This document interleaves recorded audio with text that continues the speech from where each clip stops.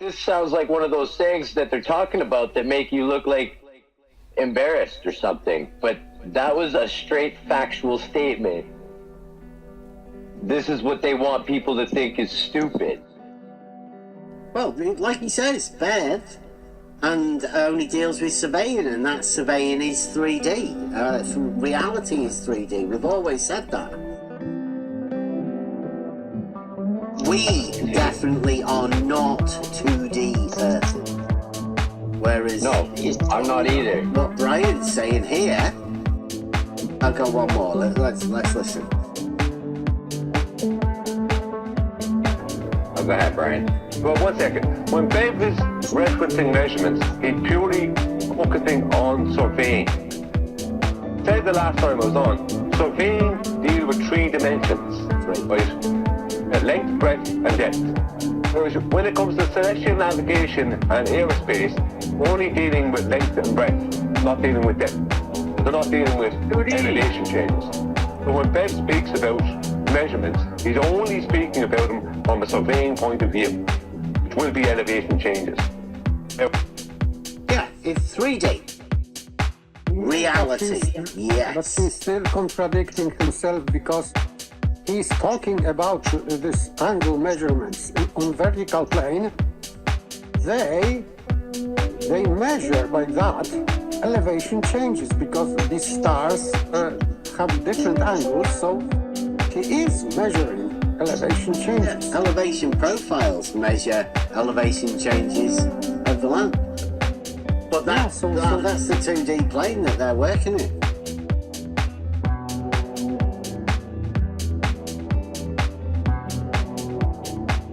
Elevation changes.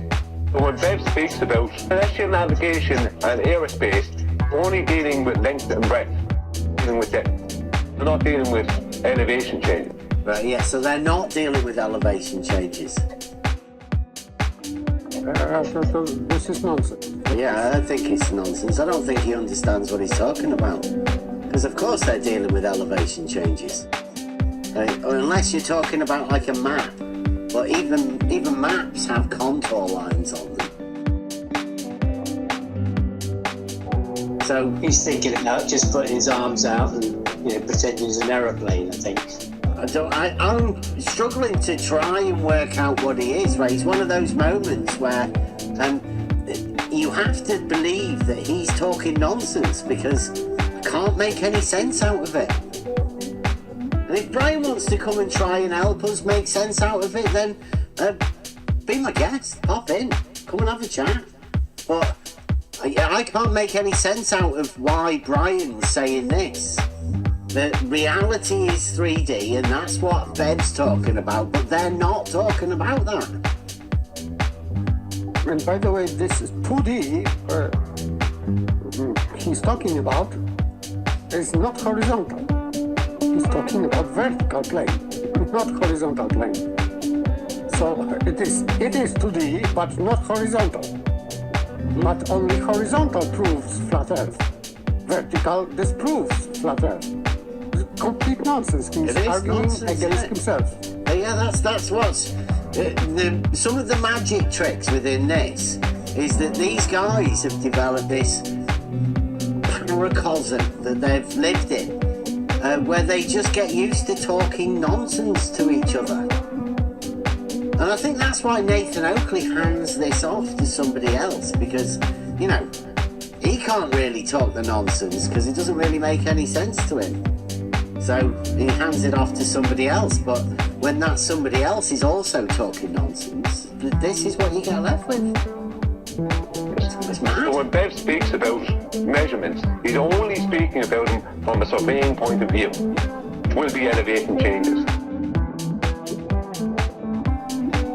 No, Brian, right? Well, the thing is, when you have a point, you locate it on the horizontal. Right, that's your X and your Y, your grid position. You then can give that a position on the vertical datum also. There's a location marker and then it gets placed upon the vertical datum also, that position. That's the way it works in reality. That's what surveyors do. We know that. We know how these measurements are taken. We know how the benchmarks are transposed from one position to another. Nathan should too. How difficult. It was okay when I said to him, I said, a bet was there, and I said, there's no better book. And this again, right? Listen to the words that Brian uses. It's pretty sad, Brian. Pretty sad. Right? But you might have got the impression that he said it to me. He didn't. He said it to Elderbear. And I was in the room.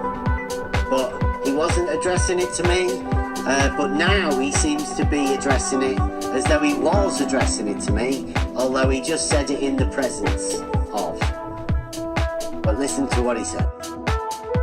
There's no better, more correct way to describe the Earth than flat. Not flat.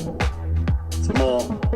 It's a little. It doesn't give you much more information, but it gives you more information than flat. Because flat is a lie, and not flat is vague, but it's not a lie.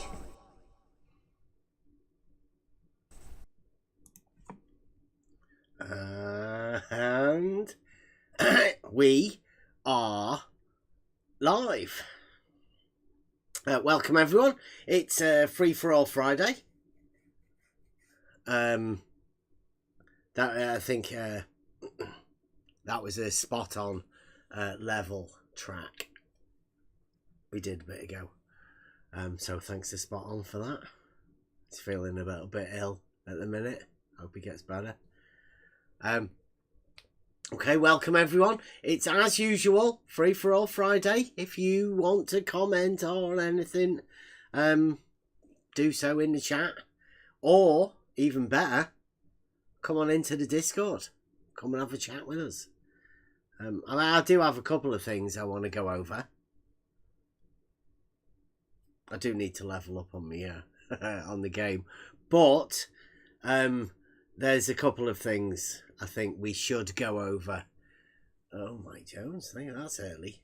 Belated birthday pints for you and your dad. Thank you very much, Mike. Yeah, we'll be going out tomorrow.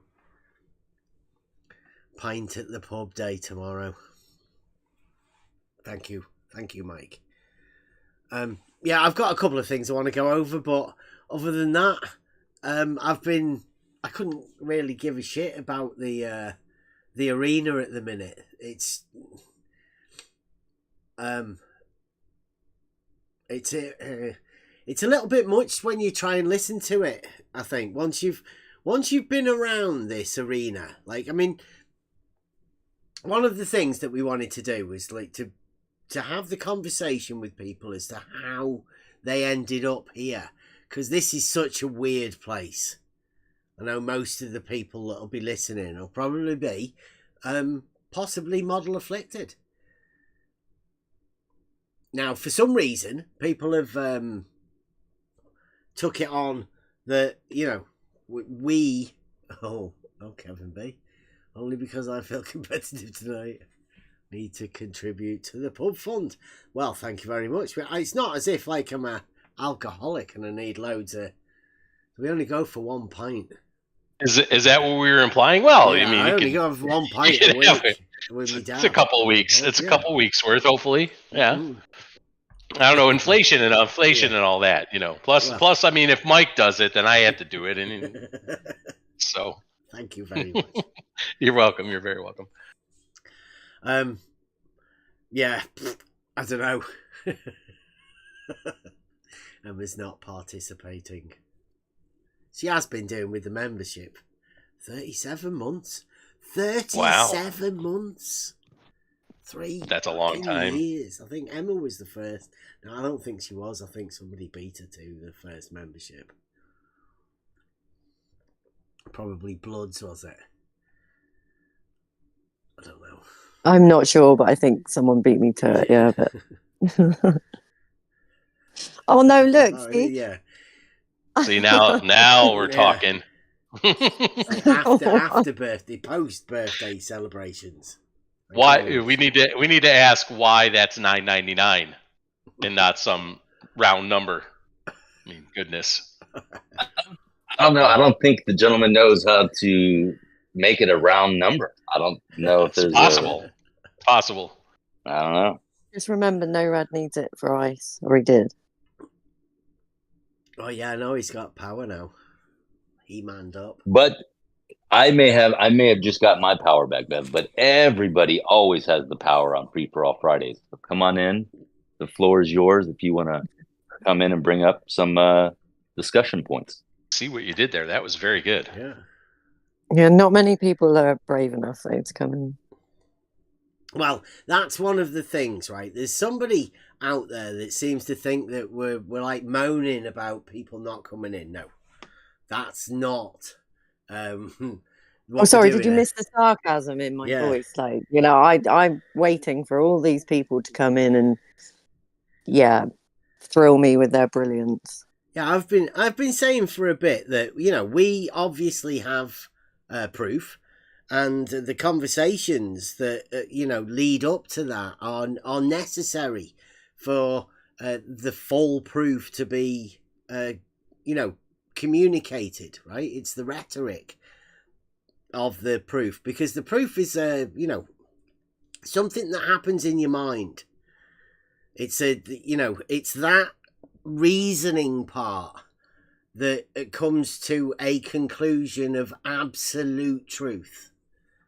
There's no way this could be anything other than this. That's a proof. But there's a lot of logic that leads up to that, obviously. And, you know, that goes back all the way to first principles, which I consider what we've been doing all this time. And that the basics of that is basically geometry. Now, people say we're a bit too hot on Euclid, but I mean, that is the first principles, really, of some of the most basic stuff.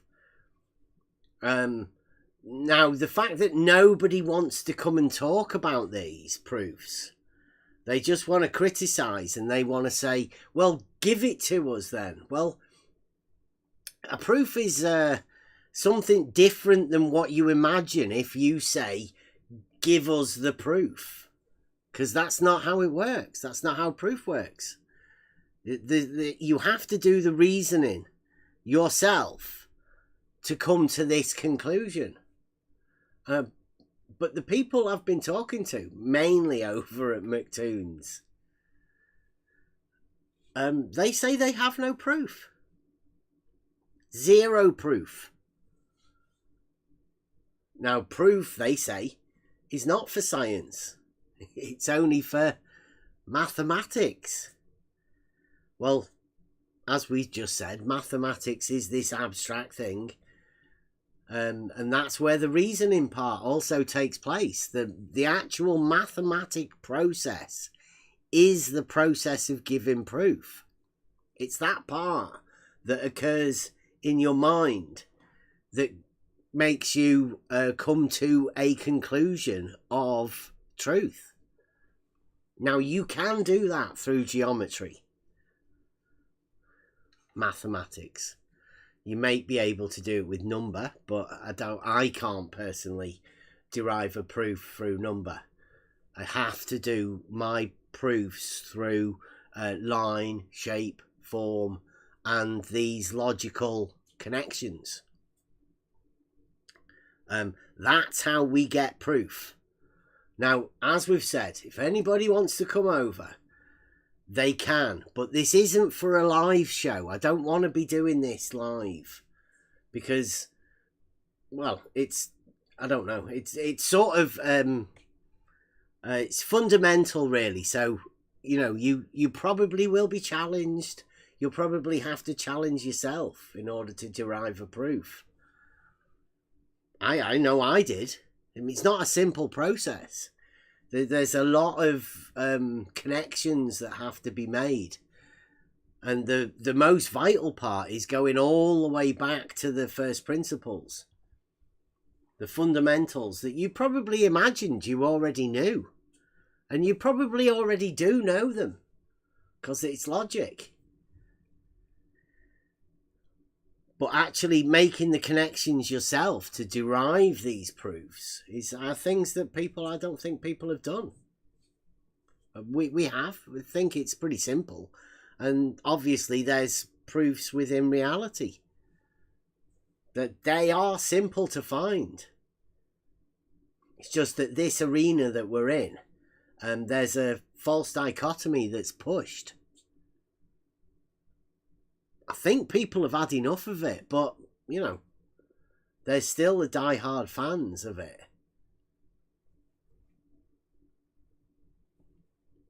That'll never leave it alone. Well, that's the part that we've had enough of.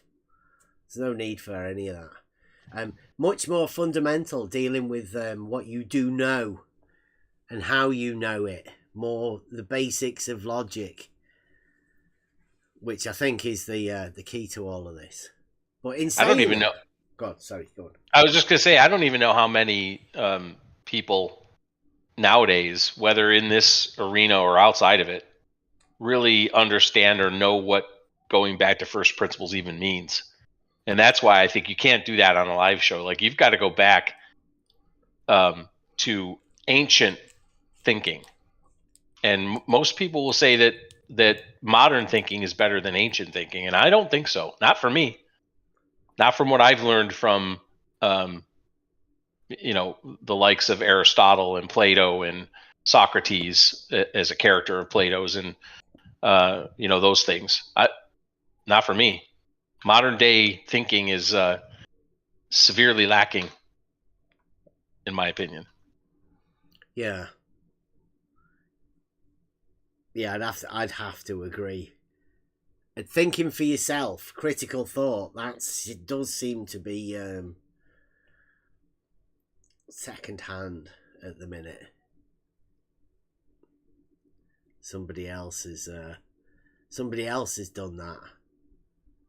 And yes, the that's modern that's education system does. No matter how clever you think you are, you always get put down. Yes, you'll be pushed aside for the received opinion, for the authority of others that you're asked not to question, not to vet, not to question, not to think about. You just are expected to accept it, and that's it.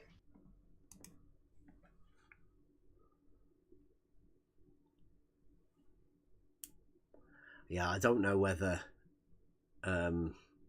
Well, like I say, the conversation is always open for that sort of a thing, and anybody that wants to come and talk about these proofs, like I've said, we do have proof of globe, right? Because there's always, because the way logic is set up, it's set up with a truth or false statement, right? Your statement has to be either true or false. It's the law of the excluded middle.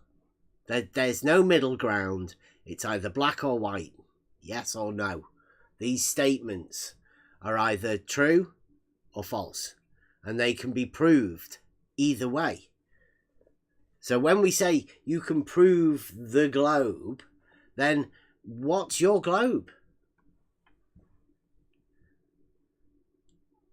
And if you can prove that there's no proof, then you are proving the dogmatic nature of the globe that you believe in. Because if you have no proof, and you expect to have no proof, if that's one of your core tenets, is that you can't have proof, then I don't know what that's meant to mean. AJM wants to know what the proof of the globe is, and don't use NASA and the magic loons. Yeah, like I just said, if you can prove the dogmatic nature of the globe, then you're proving the globe to be dogmatic. There's proof works in many ways. And for people to think that there is no proof, then you're completely missing the understanding of what, the basic core tenets of logic. Logic's put there to derive truths. Yeah, I think the confusion sometimes comes in thinking that shallowly thinking. This is no slam. This is just an observation that a proof can only be in the positive direction and not in the negative direction. But there is such a thing called a modus tollens. Yeah, and there's a modus ponens. Yeah. And the black swan was formulated within science. And these people are saying, particularly that I'm talking about McToons, don't go to his Discord, right? Don't bother. But I was chatting with them, and they said that they have no proof because they're scientists. We're scientists. We don't deal in proof. Well, you can falsify shit, right? That's proving it false. Somebody makes a claim, and you can prove that claim to be false. That's a proof. If you don't think it is, then what do you think science based on? Saying they can't prove truths, which is like the laws of nature. I don't know what that's meant to mean. Nathan Oakley was today. I heard him today, actually, saying about proof axiomatic. He said level's an axiom. Don't know where, whose axiom it is, where he's put it.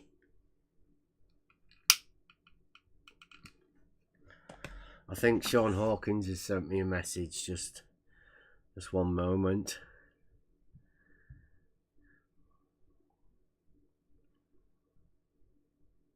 What pearl of wisdom is Sean Hawkins going to bless us with? He sent me the thingy. One of the things I wanted to talk about, Sean Hawkins has sent me a video. So, right, here we go. It looks like, at last, we've got a taker for someone finishing the work of George Nutsack. His final work. Here we go. So, this is... you see that in the chat? I don't know whether I can make it any bigger for you.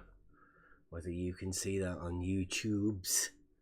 This is a guy called PT194. Who lives, he's quite close. Scouse lad. Seems to have got us confused with flat earthers for some reason. But, And he says, after watching a bit of Try Thinking, that's what notified me, because he wrote my name on YouTube, and obviously I get notified of it. Last Friday, when Rachie came over for a chat, I decided to construct a water level in GeoGebra. I don't know how you do that.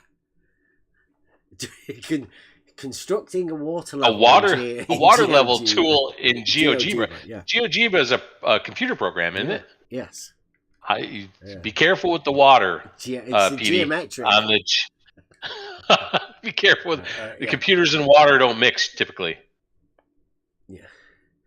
And see if I could get it to measure what we'd expect to see in the way of drop. Drop. He did say drop.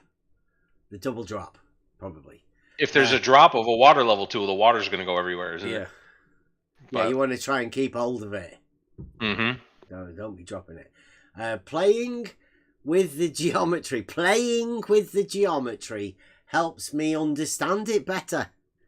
Playing with the geometry helps him understand it better. Anyway, I've made a little video and I'll publish it in the next 24 hours.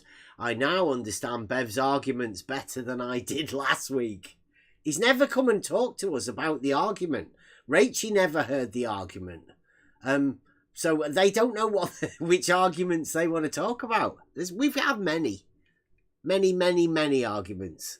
But he understands them better than he did last week, right? No rebuttals or anything. Anyway, I'm a bit clearer as to what he's doing, but more importantly, what he's not doing. I'm a bit poorly and losing my voice, but I'll push through it. And then he's got a picture of like a Slice Barcane type water level, bending water level experiment type looking thing. Slice Barcane was, the leaky plumber, we called him, because he couldn't get the water to stay in the tubes. That was only when we found out that he'd gone up too high. So of course the water wouldn't stay in. Why would it want to get up there? Because he wasn't level. But anyway, he had loads of leaks. Slice Barcane. But PT's done it on GeoGebra. So Sean Hawkins has just sent me in a DM, because we're like that, me and Sean. We have chats in DMs. He sent me a DM with this video of PT. Now, I'm not going to bother watching it. If somebody does want to watch it, then they can, have a watch of it.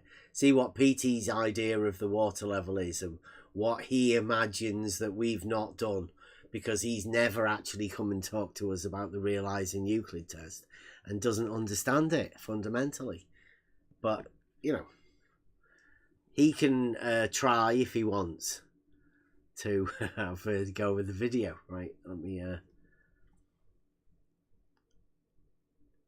I'll just... I'll get the video. He's always, he's dead friendly.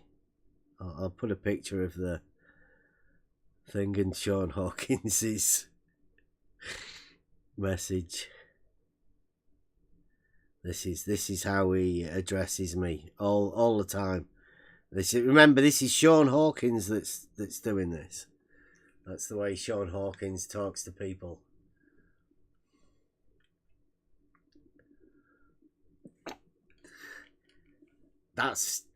He wanted somebody to beat my head in the other day, Sean Hawkins. He has a little joke.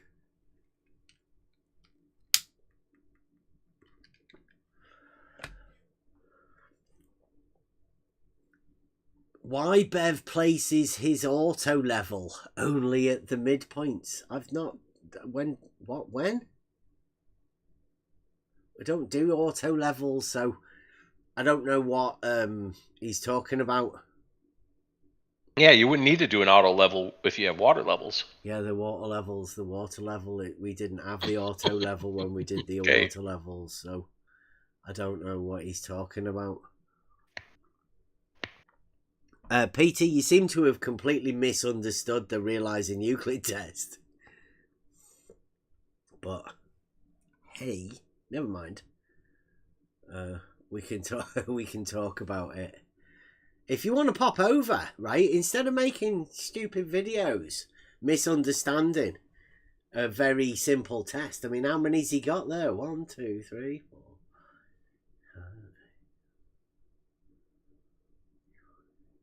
That's Slice Barcane's mile, 100 metre water levels. You can't connect them all together because Slice Barcane had all of them leaking.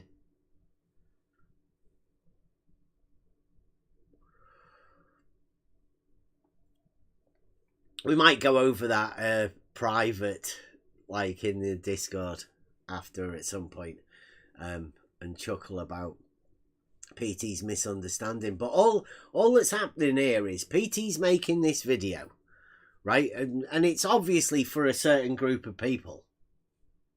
They're the ones that want to talk about these sort of things.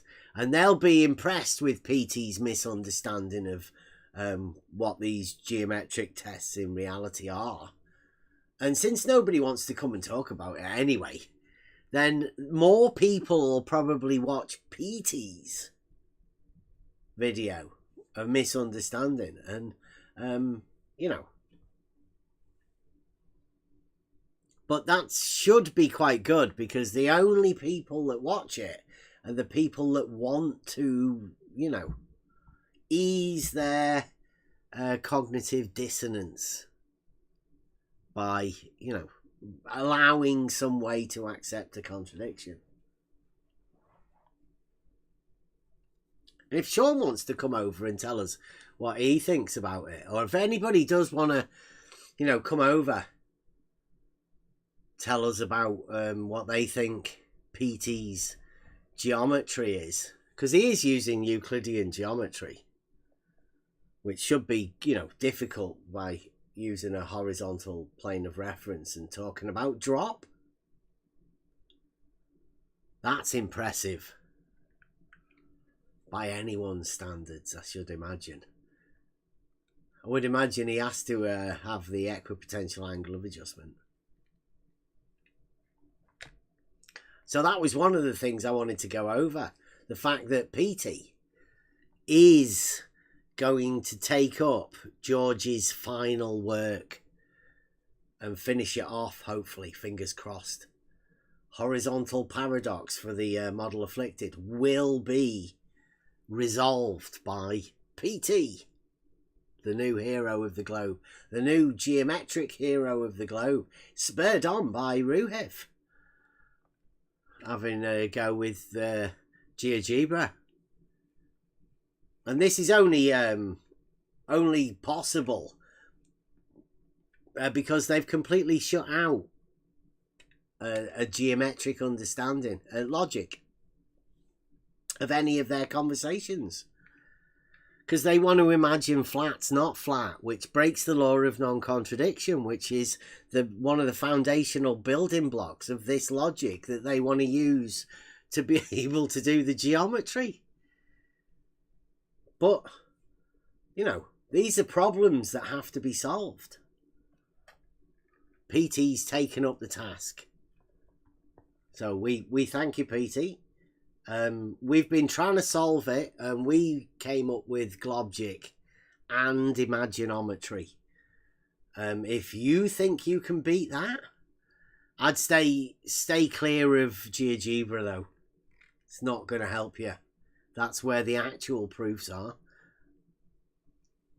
If you are listening, PT. I noticed Rachie hasn't come back again yet. She's not been over to discuss the proof. Or even go through stage one. You know, like the building blocks. So that we can communicate. We need to go through the definitions. We need to go through, first off, the understanding of the foundations of logic and how we reason for ourselves. Then we need to go through the definitions, which we have set up, called the 12. And then once we've got those basics, then we can start building upon them to see where the bridge is. See where, you know, I think that's what you do. You take people, you walk people down a path until you find their bridge. And then yes, that's it.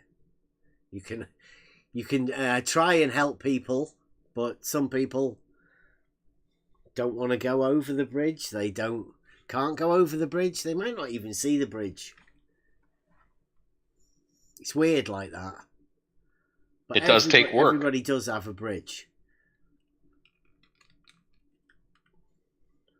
Yeah, it is some work. I mean, that's why most people don't come and talk about this, because they're, like Rachie was saying, just give it me. Give me the proof. Give me.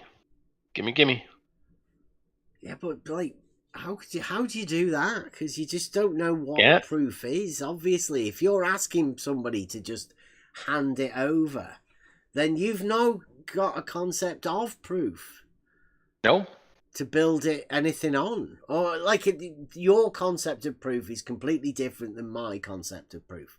And what we need to do is we need to come to terms. We need to work out how each of us are deriving our proofs or reasoning process. And it needs to be talked about. And if you can't talk about it, then there's no chance of this communication of these proofs or of anything. The fundamental building blocks are through communication. It's the language. We're always stuck in the language games rather than the actual proofs. Get into the proofs. Well, how would you give somebody a proof if they have like logic as being relative? She said like my logic, your logic. She had them as all different. Yeah. So how would you hand somebody a proof when they have logic that's relative? Like, I don't know. Like, you'd have to go back to first principles, don't you? It's the only way you can do these things. Right back to the fundamentals, the building blocks. Start there. See how far you can get along the road. That journey.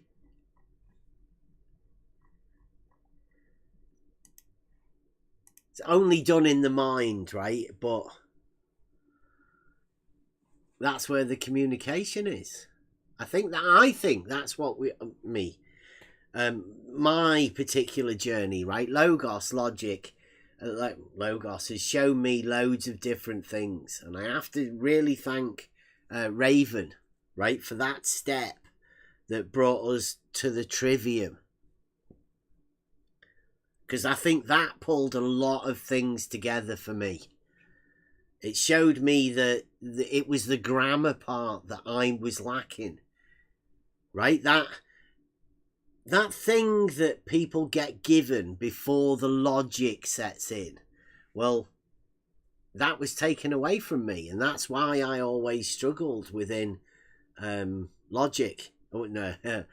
Logic was all I had. I didn't have the grammar, so I couldn't do stories, and there was pieces missing. And the trivium showed me that it was the grammar, but that then led to the rhetoric, which is, when I first came into this, I had no intention of speaking like this. Just openly into a mic talking to a few people. But that's eventually what I've ended up learning is the rhetoric. The flat earthers and the globe earthers are all searching for some way for them to describe the thing that they're talking about. But they never will, because it's a no thing. It's not actually there. Can be proven to be false. So therefore, they're trying to describe something that can be proven to be false. Means it's not actually there. It's a figment of their imagination, and that's why they struggle. But each group are both doing the similar things. They make allowances for these things on each other's behalf. It's a mutual benefit. False dichotomy.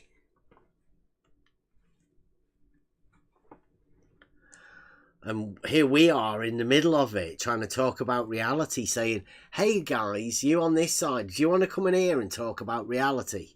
And they're like, no, I've got these other model guys. They're opposing us over there.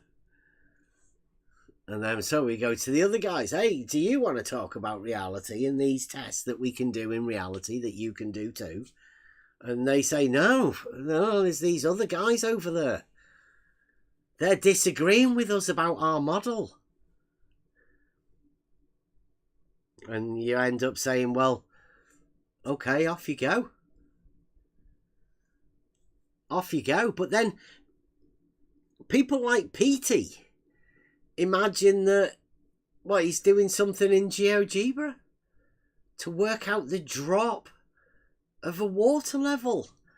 Now that's got to confuse people, right? But why is Petey doing that? Because I had a chat with Rachie. Does that sound like the acts of a sane man? making a program on GeoGebra about something that we never even talked about. Did we ever talk about the 1600? Because, I mean, he's got literally 1,100 meters. That's the Ruhif numbers. Yep. No, it sounds like a triggered person, which is, of course, what it is. Yeah, that's all right, though. I think he's done the drop. He's gone for the full nutsack drop.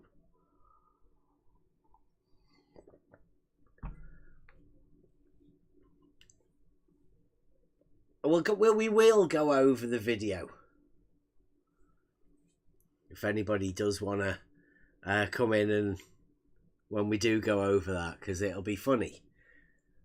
I'm like I say, I'm fine because I've done a test. I have a proof. I know for a fact a water level establishes a horizontal plane of reference. I'm good with that.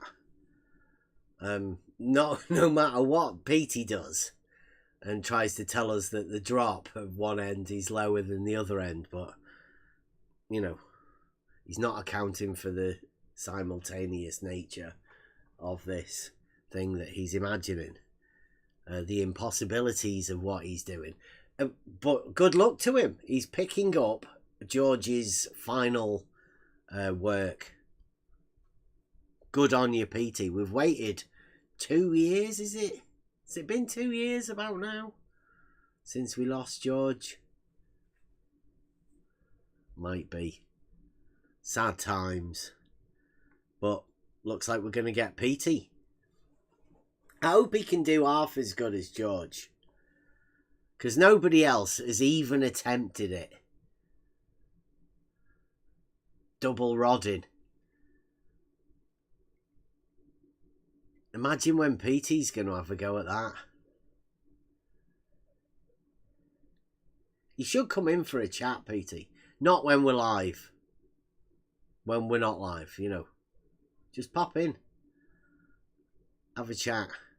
Because you've got complications, but hey, good luck. I say good luck to Petey and his attempts to solve the horizontal paradox. The model generated horizontal paradox. I'm good with it in reality. I'm fine with horizontals being parallel, as they are in reality.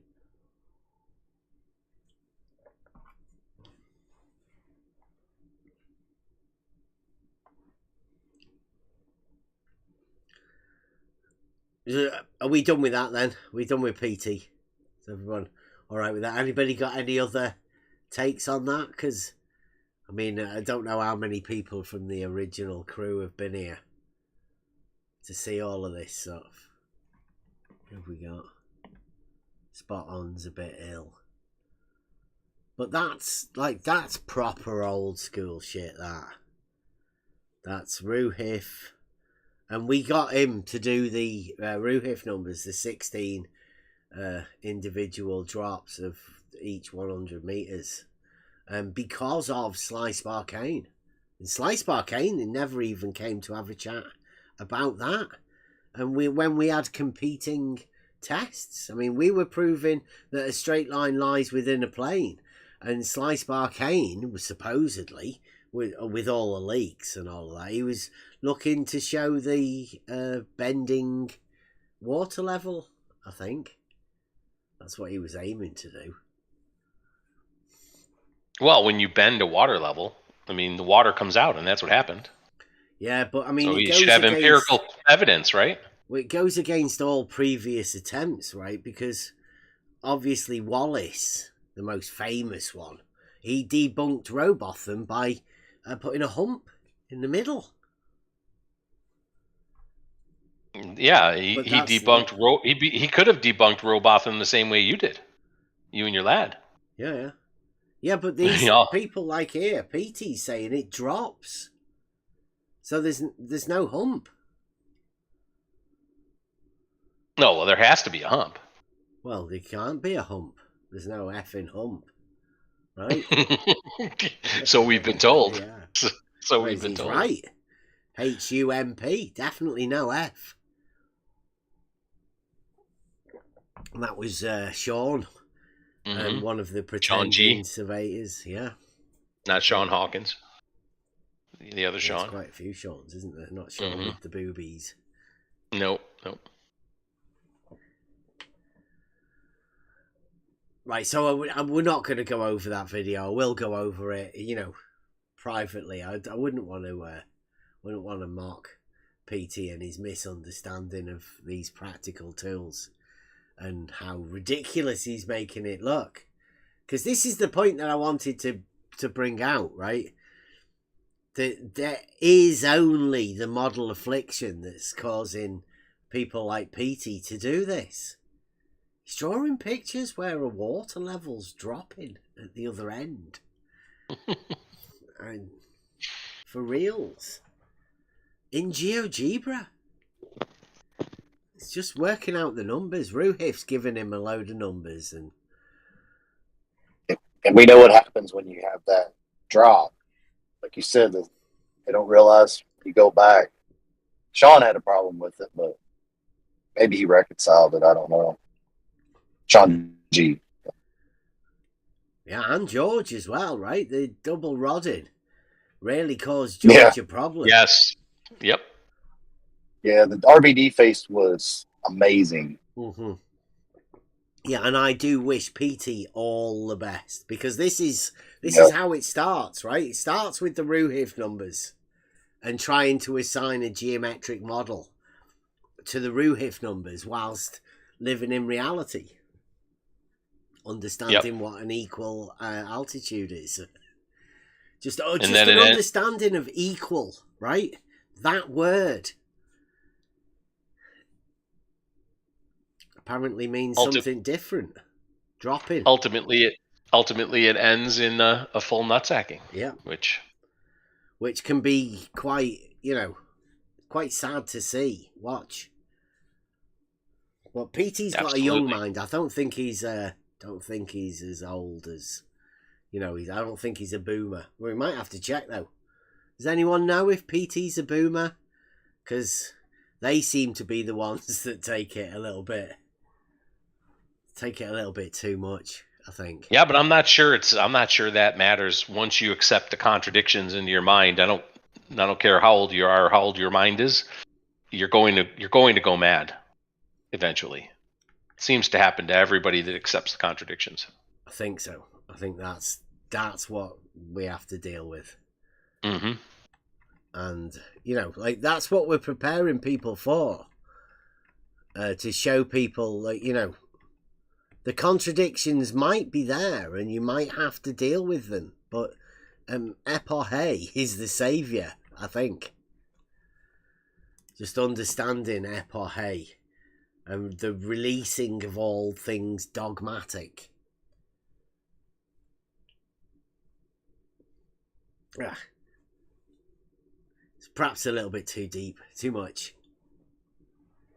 Maybe for a free for all Friday, maybe. Yeah. Well, it is yeah, Friday. It's one of the things I've been thankful for, like the journey we went on there for a while. Well, still, but finding certain words like the paralogism. That's what happens. Paralogize these things and they end up on the pathless path. It's sad but amazing at the same time. Yeah, I was saying that's the journey I think that we're on, right? That journey, to the base camp, and we're going up a mountain, but that journey is to find a bridge, right? To find each individual person's bridge. And you want to try and guide them and that you don't find any of those bridges. Because that's the good journey, right?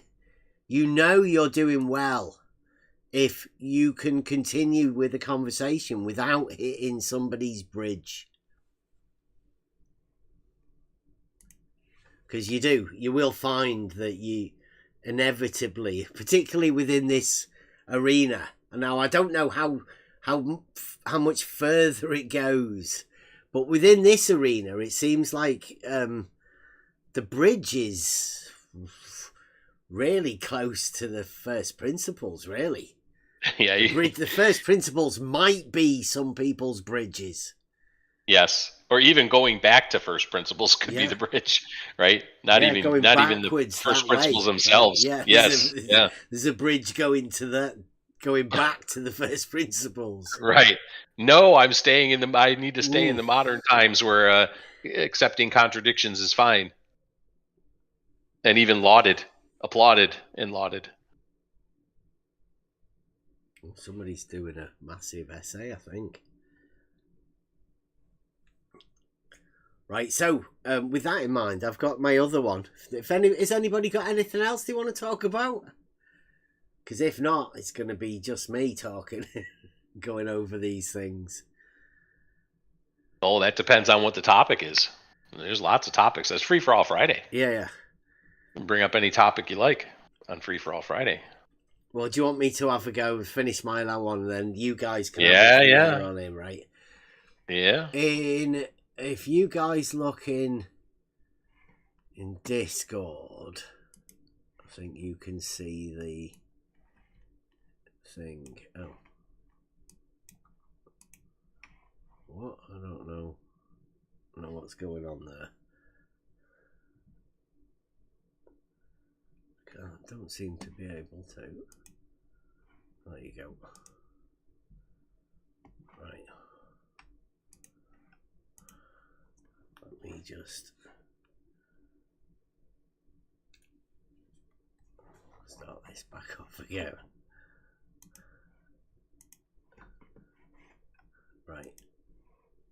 Right, can you see that? What's it look like for you? Let me make sure these screens looks a bit ridiculous, but I'm sure you'll get into that in a moment. Yeah. I can see it though. Discord's got it. Okay, right. So this video is a debate, shape of the Earth, Joe Hill versus Michael Toon. Now, Joe Hill has got a YouTube channel called Effed Up World. And obviously, McToon is... McToon, everyone knows McToon. Now, McToon has travelled to this church, right?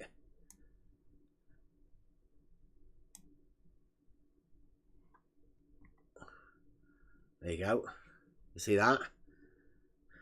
He's travelled to this church to sit in the pulpit. I don't know. The centre stage, right? He's been given a stage at this church. The Church of Agape Kingdom Fellowship. Our friend Will Duffy. So Will Duffy's brought in Michael Toon and Joe Hill to sit on the front stage of his congregation, right? And he's doing this thing and introducing them. I have to say, Bev, I wouldn't have this in my church. No, I don't think I'd be inviting Michael Toon and definitely not some guy to sit on my stage and discuss this divisory thing. Like, what's he thinking about?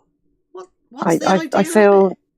I feel like he didn't go to the same pastoral training camp I did. He needs a big buckle and a hat, I think. Does Will Duffy. But you Texans might get upset about that, right? Him wearing a hat. But he does look like he should have a hat. Right, so for misunderstanding why McToon, right? You may ask, why did Will Duffy invite McToon to come and talk about the shape of the Earth? Well, I'd say it's because he's the. Go on. It's because he's the flat Earth slayer. Yeah, Duffy, the flat Earth slayer. Yeah. And you got to have McToon if you're going to be slaying flat Earthers. McToon is his sidekick. Yeah. right? And he does this thing here, look. Celestial navigation using the globe, and he uses book 3, Euclid, book of circles, proposition 18, which means he's already allowed for proposition 16, 316, you know, just to, so he's allowed the proposition 16, which is the actual proof, to pass by, and now he's talking about this, but he doesn't talk about it because the sound was messed up, so you can't hear anything. And then he starts going and talking about this, right? So what you have to remember is that Will Duffy has invited McToon onto his stage to talk about Earth shape to his congregation, right? This has been invited into a church. And he's got that. There you go. Right, now can you see that? Do I have to make it any bigger?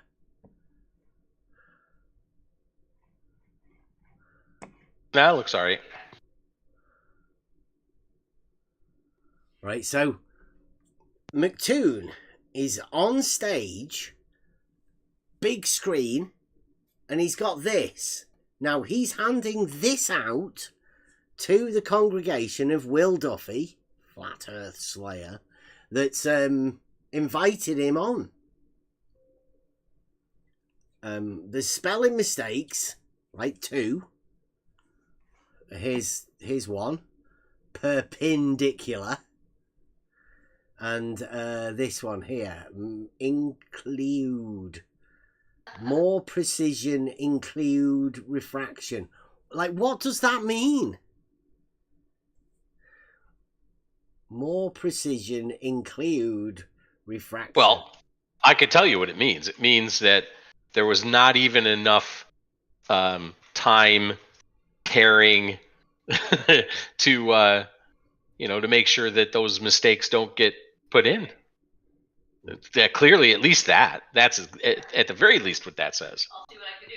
Okay, so here's one of the things I'll give you. All horizontals are parallel to the plane of the horizon. Where's the horizon in this picture that McToon's given everyone? It's a slope. It's a sloping down, right? Doesn't look horizontal. Now, if that's the plane of the horizon, how can all horizontals be parallel to that? Yeah, they can't be. Well, there you go. So is he falsifying horizontals being parallel to the plane of the horizon by drawing this picture? No, he's drawing a ridiculous picture. Yeah, he's just lying to the congregation. That's what I'd say anyway. And this one here, right? It's a perpendicular tangent. Anyone know why it's a perpendicular tangent? Well, it's not a tangent. First of all, you probably want to start there. That's where I would start. It's not a tangent. This one, this sloping horizon is more of a tangent than the perpendicular tangent that's labelled tangent.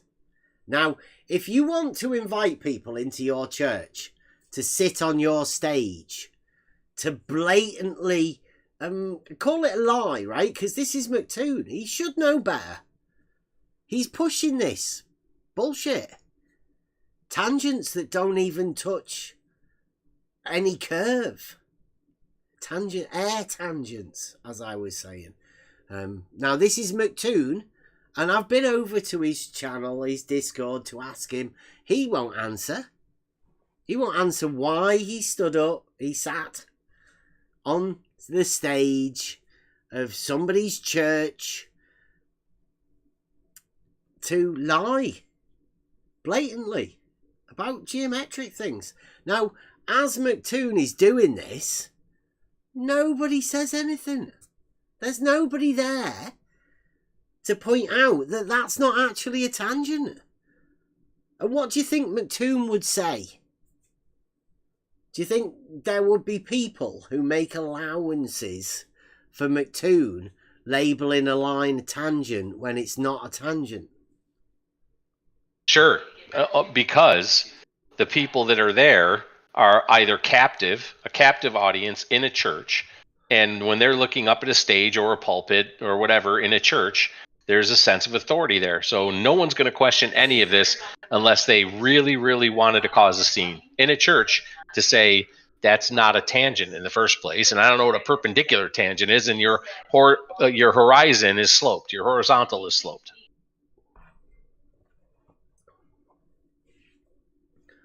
Yeah, so he did that on stage. And there's I might have to find this bit because I think it was about here somewhere. Right.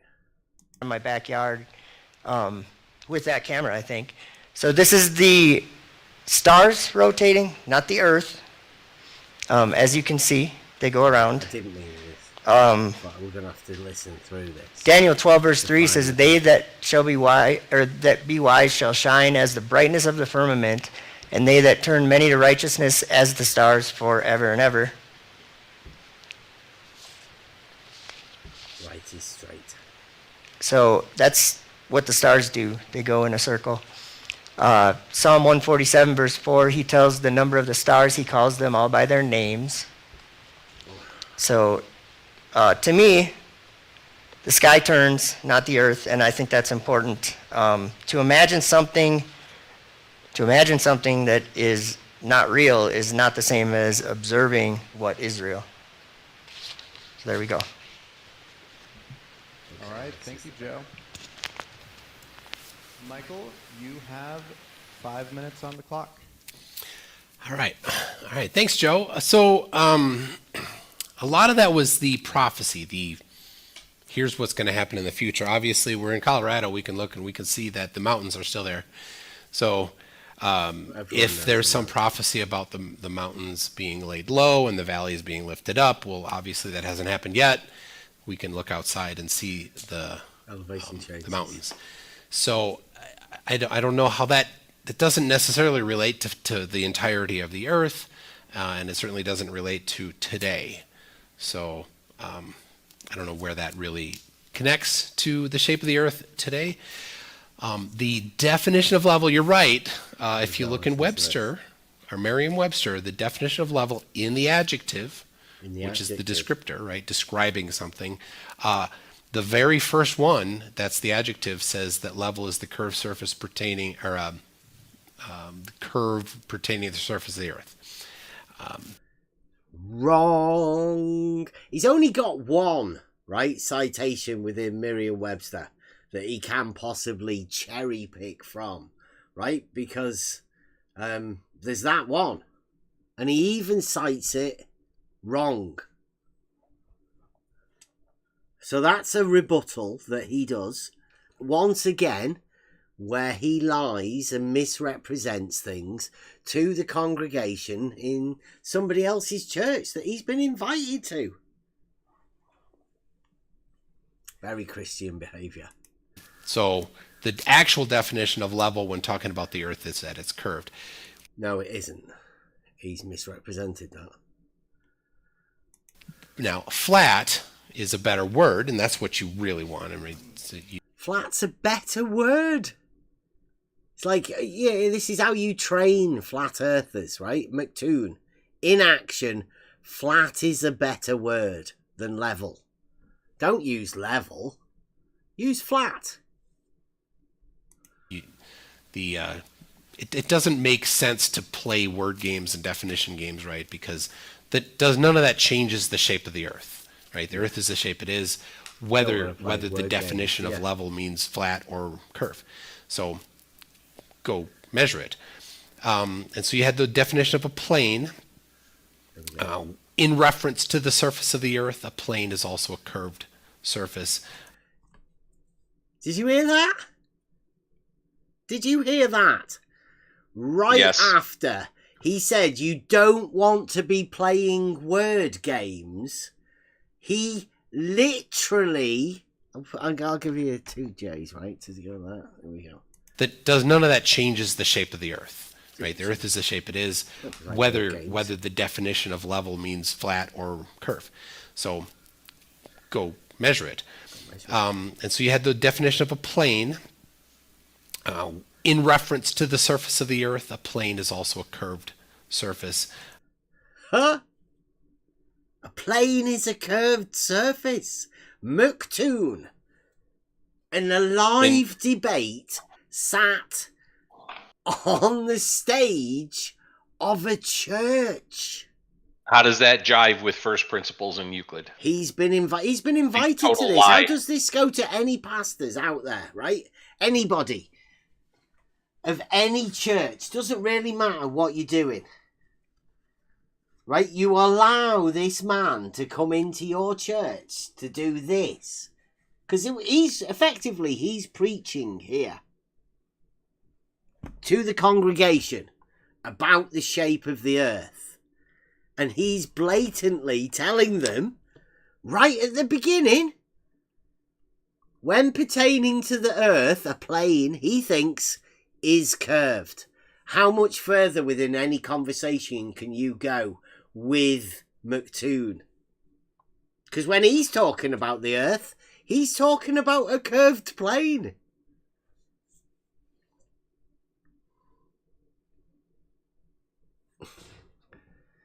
Somebody in the chat there, McToon supporter, obviously. Yes, you can have curved planes. What? Somebody's not actually understood length and breadth. 2D. I played it at the beginning. Brian doesn't understand 2D. And how that pertains to reality. Like, reality is not 2D. Surface of a sphere is not 2D. It's this commonality that the globe guys have with the flat earthers. Listen to this again, right? Give it 3. Just so you can listen to this. That is a better word, and that's what you really want. I mean, it doesn't make sense to play word games and definition games, right? Because none of that changes. You don't want to play definition games, as he says, just about before he tells you that a plane is curved, right? Don't be playing definition games, says McToon, sat on the stage of a church to his opponent just before he plays word games with definitions. Calling level flat, that it's better to say flat. Better to say flat than level. And also, did you know that planes are curved? Mm-hmm. Well, listen to it again. The build-up. Because this is smarmy shit type work here, McToon. I don't care if you're listening. Come over and have a chat. I'll come on over and have a chat with you. I don't know what you're doing lying to people like this. Particularly in a church, too. Word, and that's what you really want. I mean, it doesn't make sense to play word games and definition games, right? Because none of that changes the shape of the Earth. Yeah, right. The Earth is the shape it is, whether the definition of level means flat or curve. Yeah. So definition means measure it. What? And so you had the definition of a plane.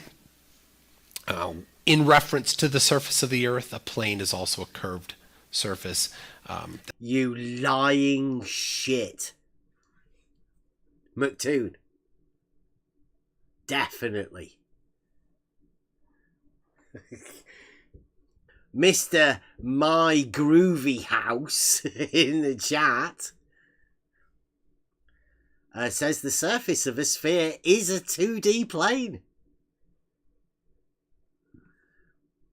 Obviously comes from the school of McToon's geometry, earth-based geometry, where we fuck up Euclid.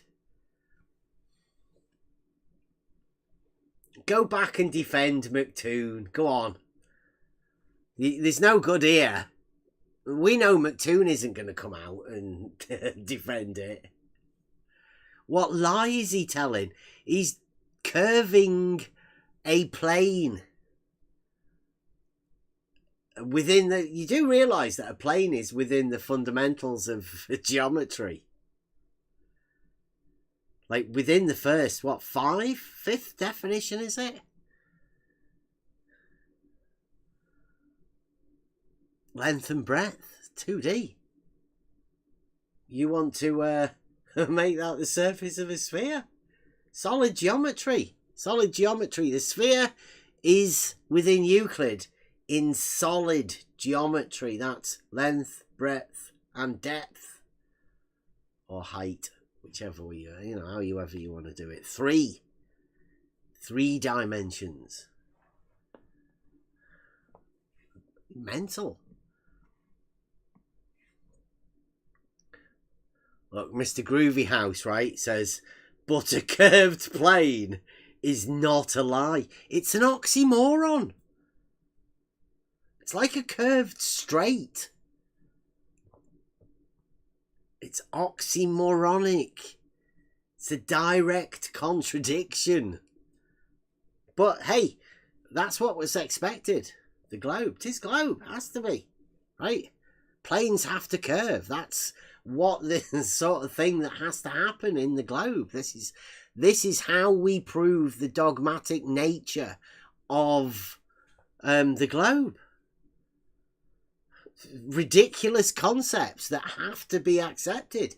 People have to come in here and defend McToon's nonsense.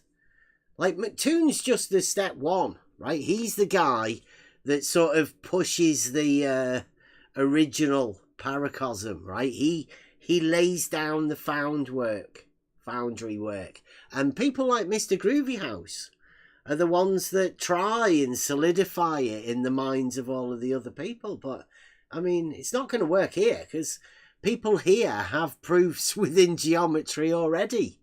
They know how ridiculous that sort of statement that McToon's saying is.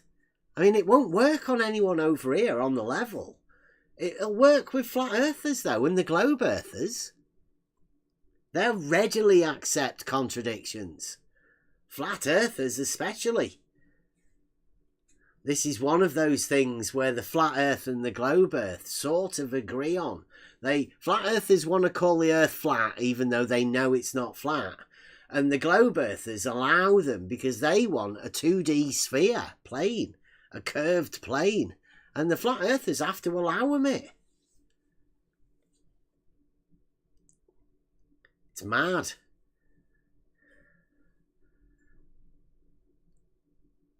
Why did you try it then if it's not going to work here? You just thought you'd try it for a laugh. No, because they must. They must put out their religious dogma. They have to. And Toon is putting out the religious dogma. Yeah. Funny enough, in a religious setting. Yeah, it's supposed to be about truth. I asked Will, didn't I, whether he was trying to set up a new what's it called? Denomination. Yeah, he said no. Yeah, but clearly that was a lie, I think. That's what they're doing. They're setting up this new denomination here of Church of Globe. Exactly. Church of Contradictions. Allow people, tell them that you can get away with curved planes. I'll have a conversation with you, McToo. You know, like we know that the basics of Euclid have stood for thousands of years. Religious dogma, you guys crack me up. All 5 of us. All 5 of us. What? Well, then what's the worry? Yeah, what's the worry? I mean, yeah. Yeah, it's only us 5 people talking about the religious dogma of the globe. That's literally what they're doing. They're setting up a new denomination within the church.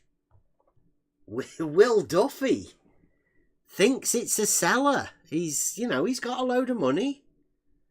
He's preaching globe.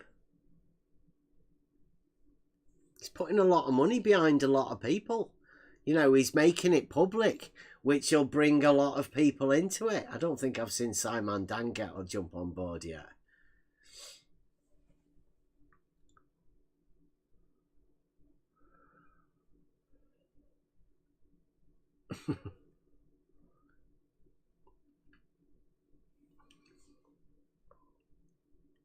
Light entertainment is allowing. How long have you allowed for curved planes, Mr. Groovyhouse? When did that occur? At what stage of your educational progression did curved planes become a thing? Right? When did they say, you know, those squares and shit that we taught you about? Well, get ready for this. Curved planes. It's the future.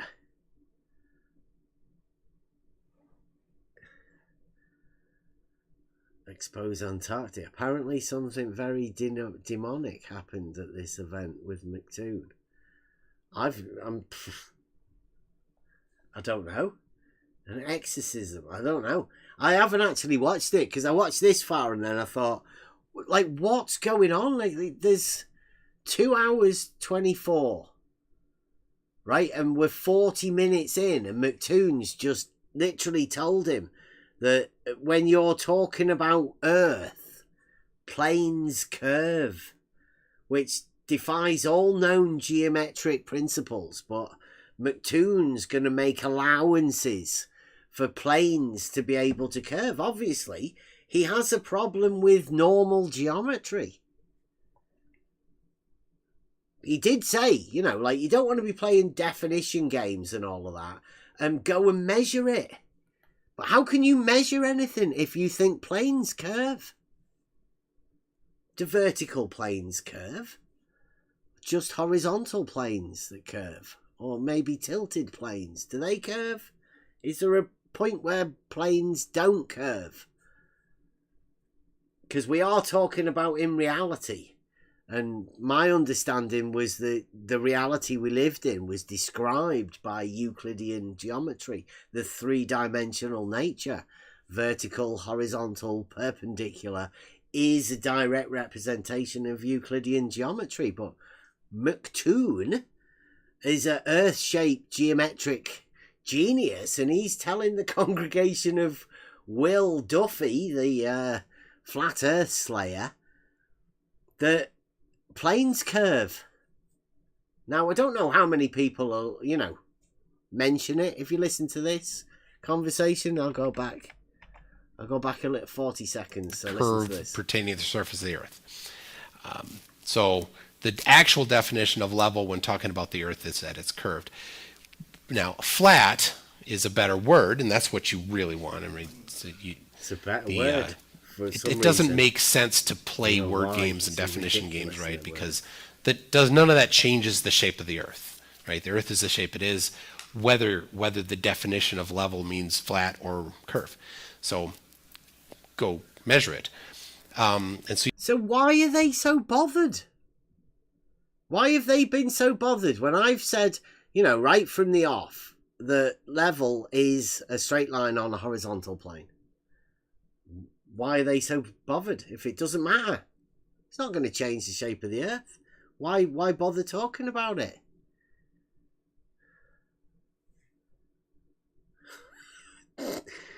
Mr. Groovy House, right? This is Diletheism 2024, direct for you.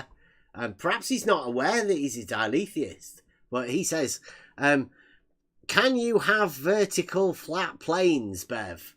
Of course you can. And you can have vertical curved planes too. Both. You can have both. You can have planes being planes and planes being not planes. So basically the definition of plane can be absolutely anything. It has no meaning. But Mr. Groovy House has allowed himself to have this oxymoronic definition of a plane. Yeah, it's what we said. 2024, man. Modern thinking. Fine. Good for you. Doesn't usually work out for the sanity of most people when they go down that road, but maybe you'll pull through. Pulling for you. The love of a pointless argument. Nobody has any arguments. I don't know, Mr. Groovy House. I don't know whether you've noticed. We are the only ones with actual arguments. You all have your own idea of what logic and argumentation is, but it's not an actual argument. We've laid out many arguments, and you guys and the flat earthers, common footing amongst all of you, you say that's not an argument when it is the only actual arguments that are around here. It's unfortunate that there are proofs within reality, and that's all we're talking about. These model afflicted people, they're the ones with the problem. And they seem to come and direct it as though that we're the ones with the problem. I definitely don't have any problems with anything, mate. I'm fine. Yeah, we've got loads of arguments. Come in and have a chat, and we'll go over some of the arguments. See whether you can rebut them. See whether you agree with them. Most people normally agree with them, because that's what happens. So you had the definition of a plane. In reference to the surface of the Earth, a plane is also a curved surface. That's going to be, what surveyors are going to say is that the elevation doesn't change, and the elevation is measured relative to the ellipsoid of the Earth. The elevation doesn't change. The elevation does change. Why would a surveyor say that the elevation doesn't change? Why is nobody calling McToon on this? He's not got a clue about anything that he's got. McToon. Who's going to? Yeah. Who's going to there? No one's going to there. Joe's his mate, right? This is the Flat Earth Society. Yeah. Friendly chat. I'll take my friend, the Flat Earther. Wink, wink. Will Duffy. I can get you a show if you want a show about... me lying about all sorts of shit. I'll come and tell everybody that planes curve. So now you talked about, is the Earth at rest or in motion? And we talk about is the Earth at rest or in motion? What's he say back here? Yep, it's not so easy because you're moving around, and a theodolite relies on you being still on the surface of the Earth. Right, so it relies on you being still. A theodolite relies upon you being still.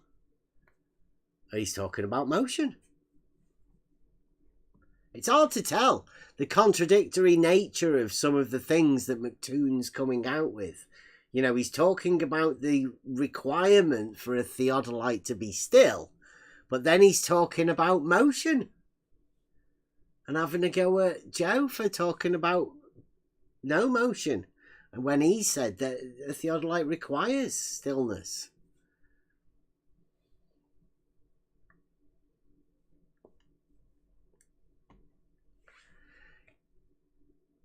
Yeah, Mr. Groove House. Yeah, I'm just pointing out nobody calls McToon on the fact that he told Will Duffy's audience, congregation, within his church, that a plane curves. How many people might have gone away from there? Maybe you were in there, Mr. Groovy House. Maybe that's why you have this misguided belief now that planes can curve. Actual geometric planes curve when you're talking about the Earth. That's crazy. I guess that's the bit of non-Euclidean stuff, right? Euclid did all of the stuff and wrote all of the proofs out, and then somebody went, oh shit, I forgot to write this doesn't apply to the Earth. Shit, should have said it was different.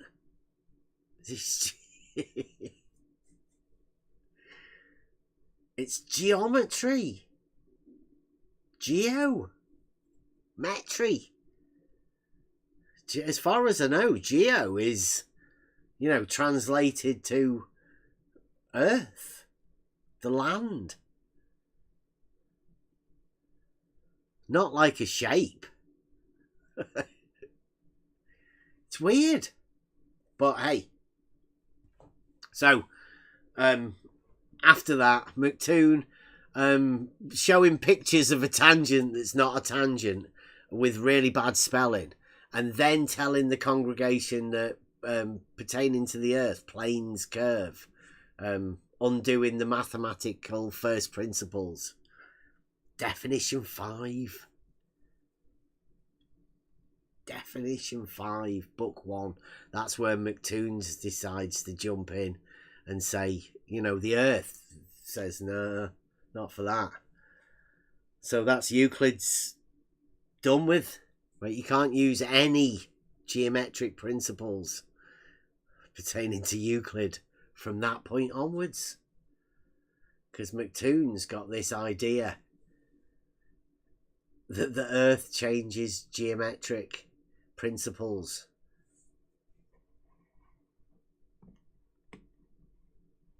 Let me get that back. Back to the Discord. So, right, that's me done. They're the bits that I've seen. Now, I would normally like to be able to make a video about that sort of stuff, but there's no use. Because McToon would think it's got something to do with flat earth, and it's got nothing to do with flat earth. What this has got to do with is McToon sitting in front of a congregation of people in a church and blatantly lying to them about geometric definitions. Really, that's it. After literally saying, don't play word games with definitions, he plays word games with definitions. And he's already done it with the perpendicular tangent that wasn't actually a tangent. That's word games, just visual word games. How many people have got away with those sort of things in this arena? For how long? Just little lies. I mean, that's all it takes from childhood. That's why we end up in these situations. People have allowed people to accept contradictions.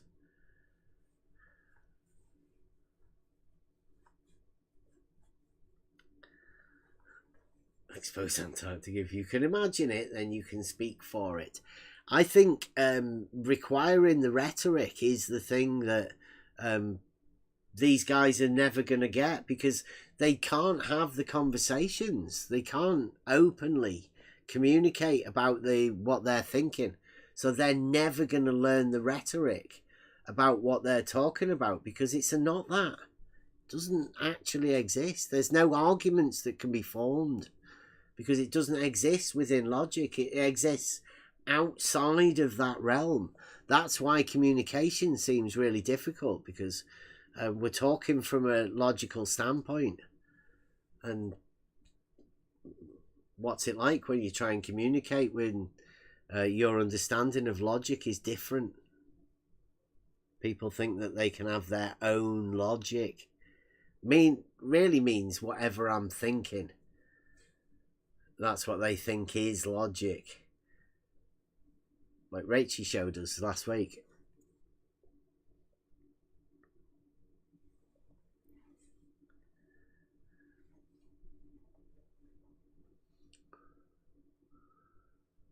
Oh, somebody else has posted another video.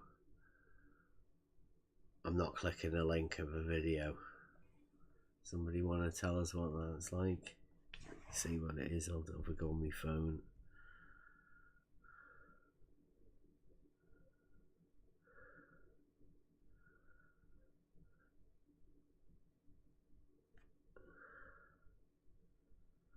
Exposing the flat earther who worked at NASA.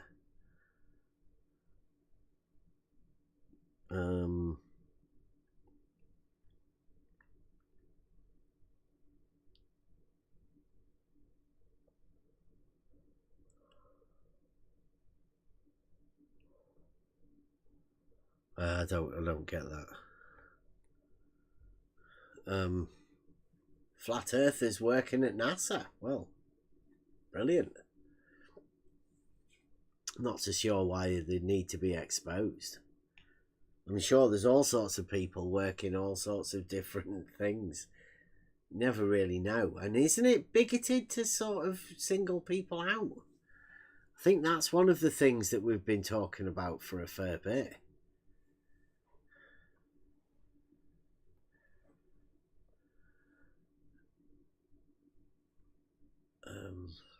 I don't know what you're replying to there, Mr. Groovy House.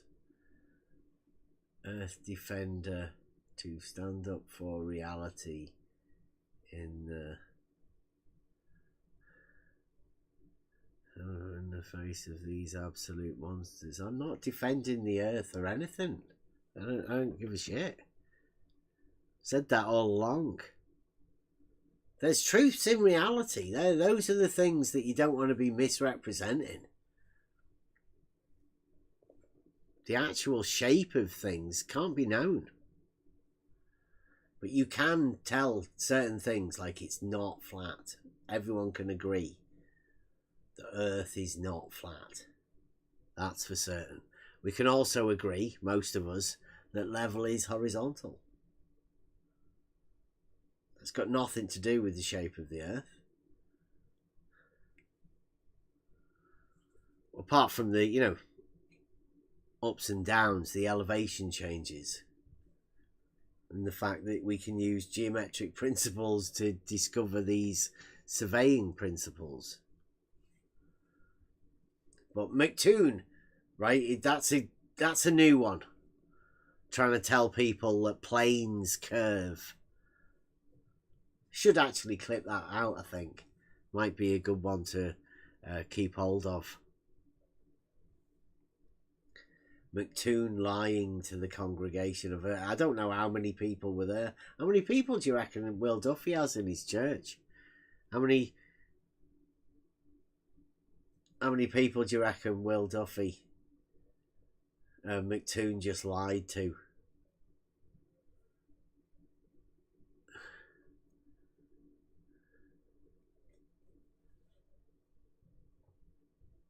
Frantic bunny ears, Mr. Groovy House, depicting the fact that you can have it as whatever you want. It's yours.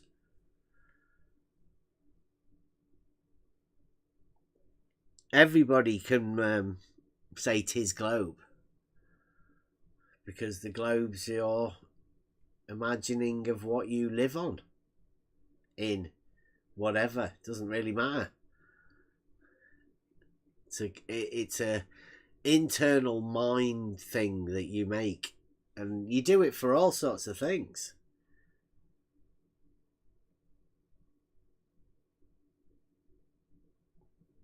Come on in for a chat.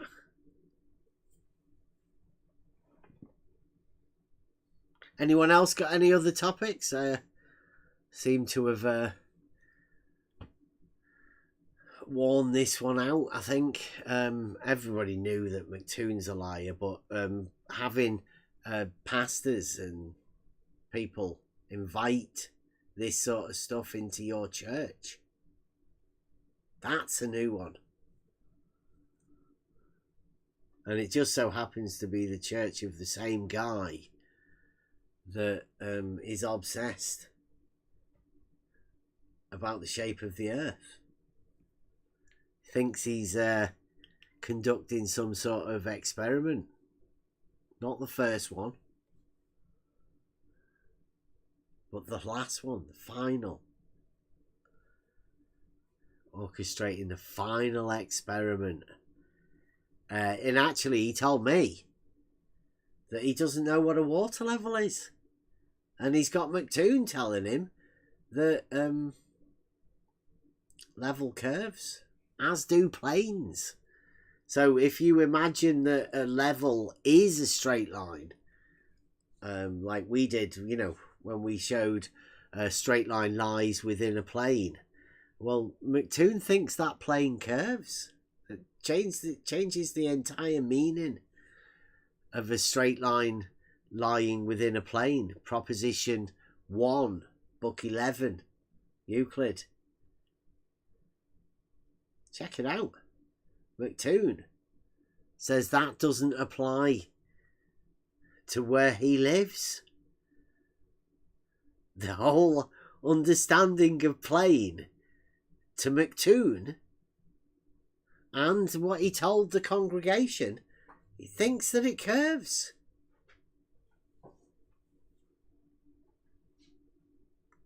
Mental. I need to go make a brew. Anyone want a break? Do you want to hear some Tis Globe music?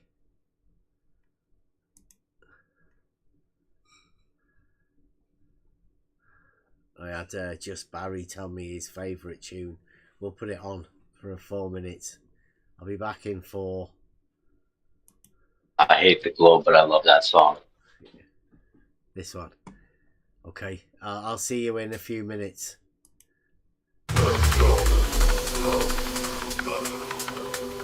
Simply put, everyone knows 'tis globe. It's a logic proof of globe. Logic states of G, then G, and if G and G, then G, therefore it can be proved directly by if globe, then globe. If glow and glow, then glow, or indirectly by. If not flat, then glow. It's not flat, therefore 'tis glow. Or if it's not flat, and it's not flat, then it's definitely glow. We can safely say it's not flat, therefore 'tis glow. Be at peace with your glow. To show that we'll continue to progress through our globe.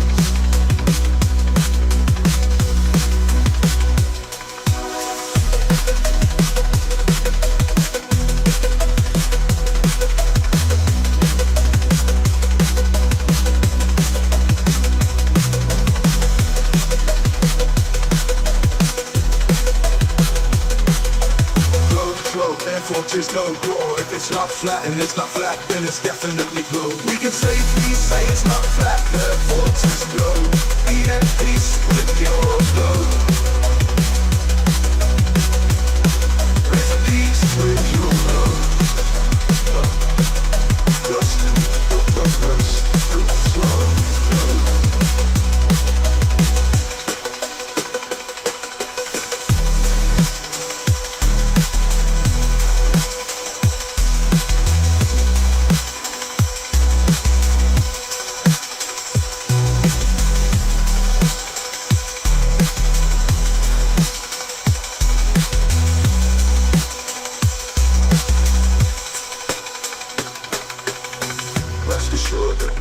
Continue to progress the proofs of glow.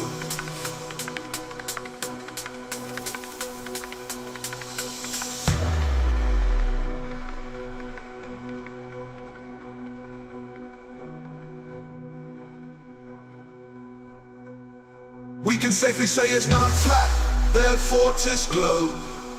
Be at peace with your glow. Rest assured that we will continue to progress the proofs of glow. Glow. We can safely say it's not flat, therefore 'tis glow. Glow. We can continue to progress the proofs of glow. Glow. Of glow. Of glow.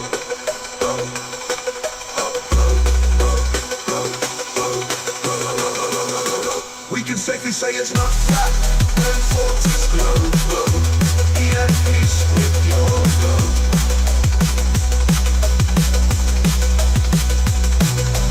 Rest assured that we will continue to progress the proofs of glow. Of glow. We can safely say it's not flat, therefore 'tis glow, glow.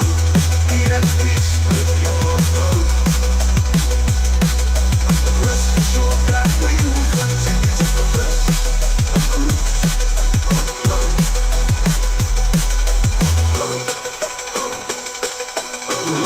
globe.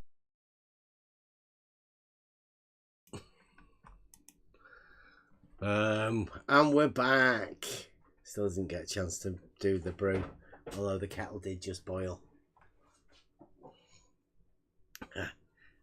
Luckily, I've got somebody to make the brew for me. Thank you very much. 'Tis Globe.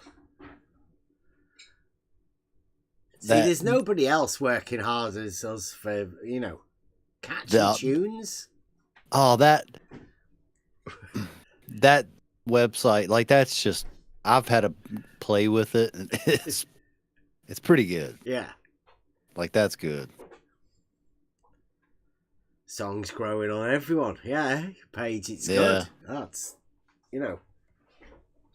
Well, everyone knows. If it's not, it's really cool because, like, it's your intellectual, you know, like, you wrote it, but it's just giving you a tune, you know. Like, it's pretty neat. Like, cause I've never had a go at just writing lyrics and then doing music. So it's kind of different for me, like writing lyrics and then hearing the different. Anyway, it's neither here nor there. Mr. Groovy House says, I see. We've started the culty chanting, have we? 'Tis Globe. 'Tis Globe. Goodo. Like, I mean, I'm sure I've heard people doing that for years. Yeah. The Church of We Don't Give a Fuck says 'tis Globe, right? Everyone knows 'tis Globe. And it's definitely right? You know, when people have been saying to me, you know, give us your proof of globe, right? Well, am I allowed to use a false dichotomy? Is that acceptable within proofs? Within this arena anyway, right? It should be. You're allowed to prove, like, not flat. Therefore, 'tis globe, right? Give me the false dichotomy and you can prove whatever you want.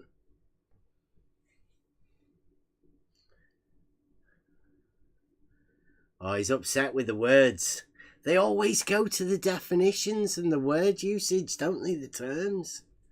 He's upset with 'tis globe because it's old school. Well, they can change them, but you know, if we change them, then they have a hard time with that. They don't like it. Like McToon can change, definitely. Like use flat instead of level. Yeah, it's a better word. You know, you say 'tis globe instead of it is globe, and globe. people have a problem. It's weird. Yeah. Everyone knows 'tis globe. Sounds better than everyone knows it's globe. It's just, you know. And here's the benefit of it. 'Tis globe is copyrighted to us because it's on the website. That's why we use it, right? 'Tis globe is on the level thing. That's where it came from.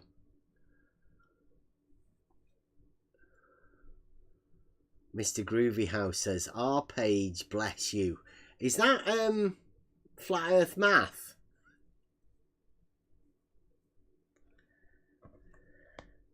No way to tell these characters anymore. He does the type thing, doesn't he? You know, bless.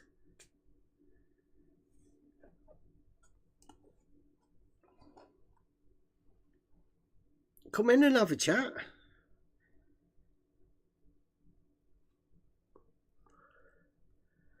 I think some people try and use the, you know, the little inverted commas type thing, bunny ears, to say not that. Well, we're not doing that, right? We're pointing out that it's a not that. Globe is, you know, it's a something that you have constructed within your mind from the things within reality. It is a thing.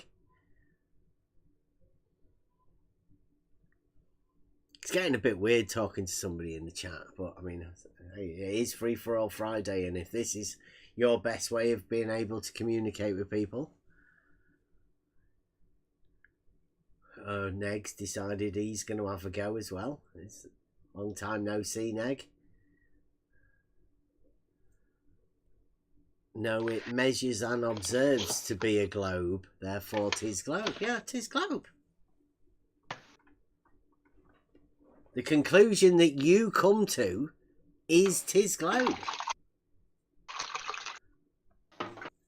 What was the measurement? I'd like to say that. 4 foot. 4 foot. I measured 4 foot, therefore 'tis globe. Because it's not flat, therefore 'tis globe. Yeah. That's right, isn't Sounds it? You are stupid, allowed but to use the false I do like dichotomy. the song. Yeah.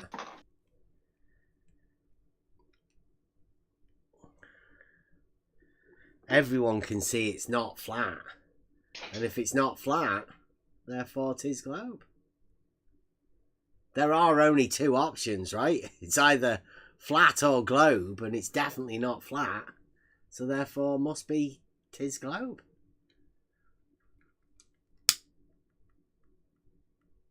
It's definitely not flat because I've been working on a slope for 2 weeks.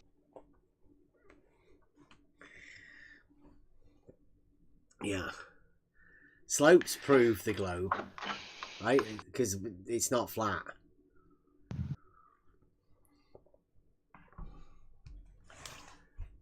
I think it's certainly interesting that this media rise of Will Duffy comes along and there's McToon central to it all.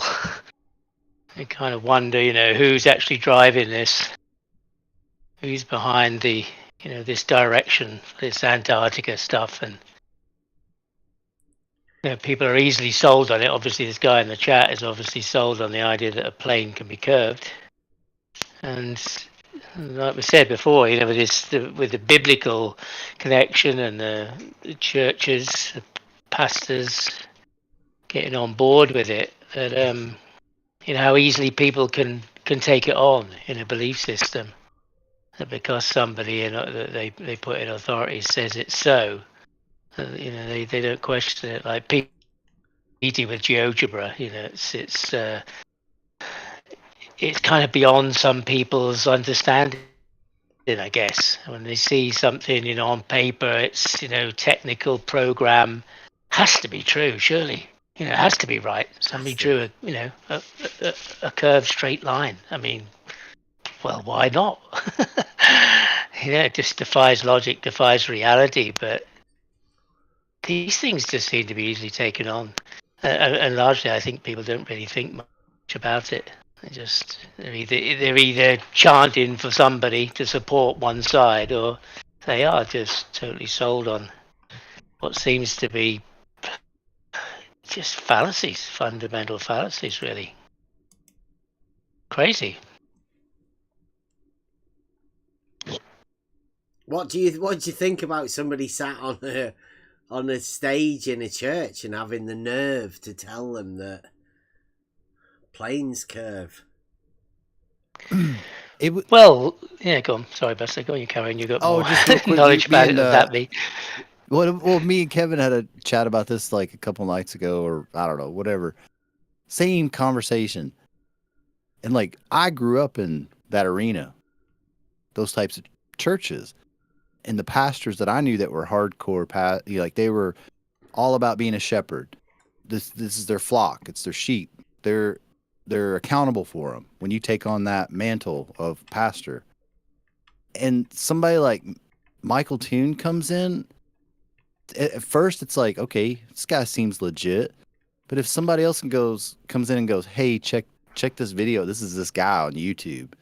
Be like, he can sit in the in the pews, but he's not taking the pulpit.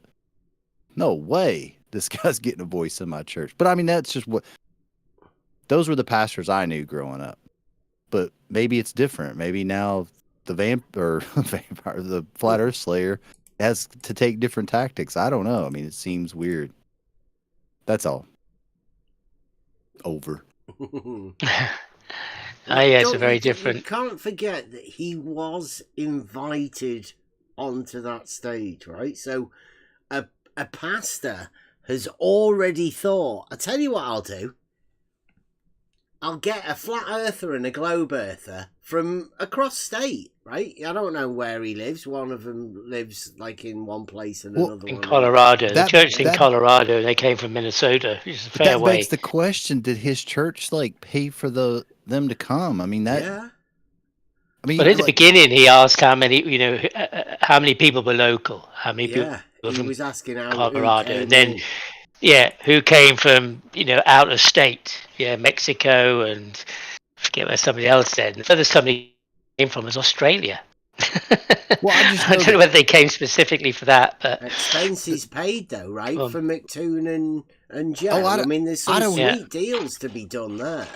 I don't know for sure, but I'm just saying, like, I know that the churches I like came up in, if they invited somebody to come, they would typically pay their expenses, take up an offering, pass the hat, as they say. Yeah. Well, Will Duffy said that McToon had been, and I don't know whether he'd done any preaching in a sense, but he said he'd come and spoke in his church. And I don't know whether it was this or whether it was previous to this, that he'd been introduced to his congregation in some form, and whether he didn't seem to carry any weight with any biblical stuff that was being spoken about. He brushed every the bits of this that I heard. Thing, every mention of the book or anything. He brushed it off as if that wasn't his business. Yeah, so he didn't sign. Yeah. It didn't seem like he had any, authoritative knowledge about it to say, well, in Luke this or James, blah, blah. He didn't, he seemed to steer away from that. So it was hard to kind of see him in a... Yeah, that bit that we heard was where he said about, and God shall level the mountains and raise the valleys, right? Yeah. And McToon just brushed it off by saying... Well, it's not happened, so that doesn't really make any sense. I can see the Rockies from here. It hasn't happened yet. So, obviously not happened yet. Yeah.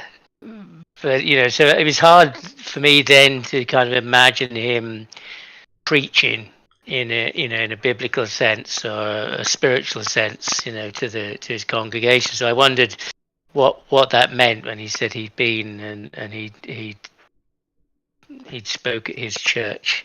He did say in this, he was going to talk. It was something else he's going to bring up. He won't bring it up tonight. We'll perhaps do that tomorrow night. So obviously there's maybe 2 or 3 nights of which means there must have been hotels or stayovers and stuff. So there must have been because Joe and McToon aren't going to go over the off their own back to do that so that they can. Just be, I'd say that, but you'd think. Yeah, McToon said looking at it, they're friendly people, and they look like they might have been paid for doing that. It's a show. Yeah. Yeah, McToon said it was the first time he'd done that. He'd done a live in-person thing, and said, I'm available for bar mitzvahs and funerals and weddings. So, but the other guy didn't really put any, strong flat earth position forward, really. He didn't.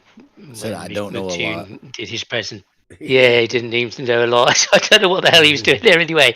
It was obviously, it wasn't what we might have been used to. It's a paid stooge for McToon. Yeah.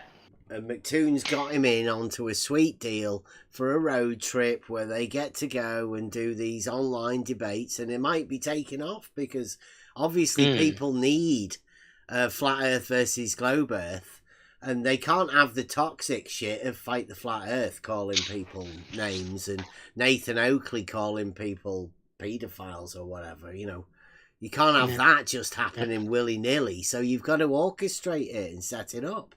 And this is scripted events. McToon and Joe Duffy. Yeah, and Will Duffy in another video referenced Dean Odell. So I don't really know, perhaps Buster knows more about setting up a new denomination. Whether there is a narrative and a conversation.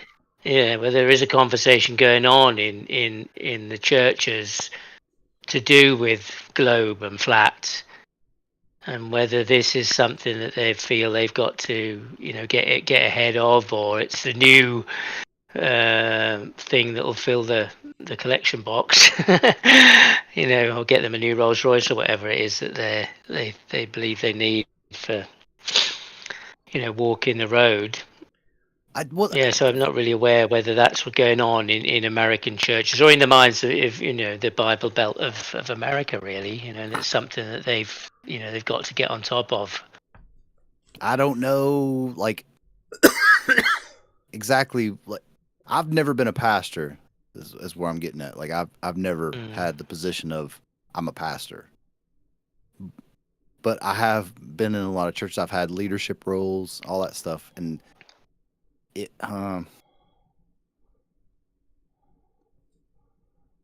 this is kind of crazy. Well, like me and Kevin were talking about. Kevin was of the thing, like church is supposed to be for salvation. Like that's what it's meant for. As far as like the Christian church, it's meant for salvation through Jesus Christ. That type of thing going on. And to make your main goal as your pastor, as a pastor, to save them from flat earth seems very odd. It just seems very odd. But if your mission is to save the globe, I mean, I guess, Aren't you meant to be saving people, though? Isn't it meant to be a person-orientated thing, not a thing-orientated? Isn't it false idol worship, I would think so. I mean, within the Christian church, it's, Let me just say yes. That what went on here, if this is an actual church, in my opinion, being a former stand-in pastor for a church, I will say my opinion against my opinion that what's gone on there is idol worship. Absolutely, unequivocally in my estimation. If anybody disagrees, I wonder how how this topic feeds into salvation. How what part of it matters? What part feeds into Jesus, God, creation? All those in the biblical story and people's salvation and they're guiding someone to their path of freedom. Really, that's the idea, isn't it? I just wonder. Great question, Elder Bear. How this what does this do for that? What's the threat that they need to get ahead of this and get in people's minds that it's certainly not flat. It's definitely a globe. This will help you to. This is Jesus. This is God. This is. I just don't see that part of it really, where anything's under threat. Not at all. It has nothing to do with it at all. That's the problem. Because we've only seen, in the arena in fairly recent time. Well, maybe it's been going on longer, but they're bringing up scripture to either support the globe or support flat. Neither of which seems to do, anything definitively. Really, there's nothing you can say. Yes, well, look at that Genesis. Well, it's undeniable. Yeah, it's an interpretation or, whatever the translation or however you even see it, allegorical story or metaphors or is the real deal. Real word for word as it happened. However you meet it. But yeah, it's it only seems something that's used in a vague way, but in the power of belief, use it in the power of a belief system to impress that on people. Well, it says so in the Bible. It's got to be true. Somebody showed us something on GeoGebra. It must be right. That's geometry. That's look at that as maths. It's a bit beyond us, but well, he showed it there. Look, it's obvious. Yeah, Peter. I think that's why. Like yes, we don't like Nathan Oakley. We don't really understand it, yeah. but he showed it us. So Yeah, and eventually I think it'll sink in after a few years. Don't worry about it if he doesn't fit right now.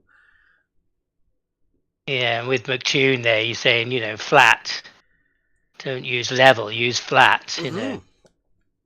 Because they need level to be something else because it's not horizontal. They've got to separate it. Yeah.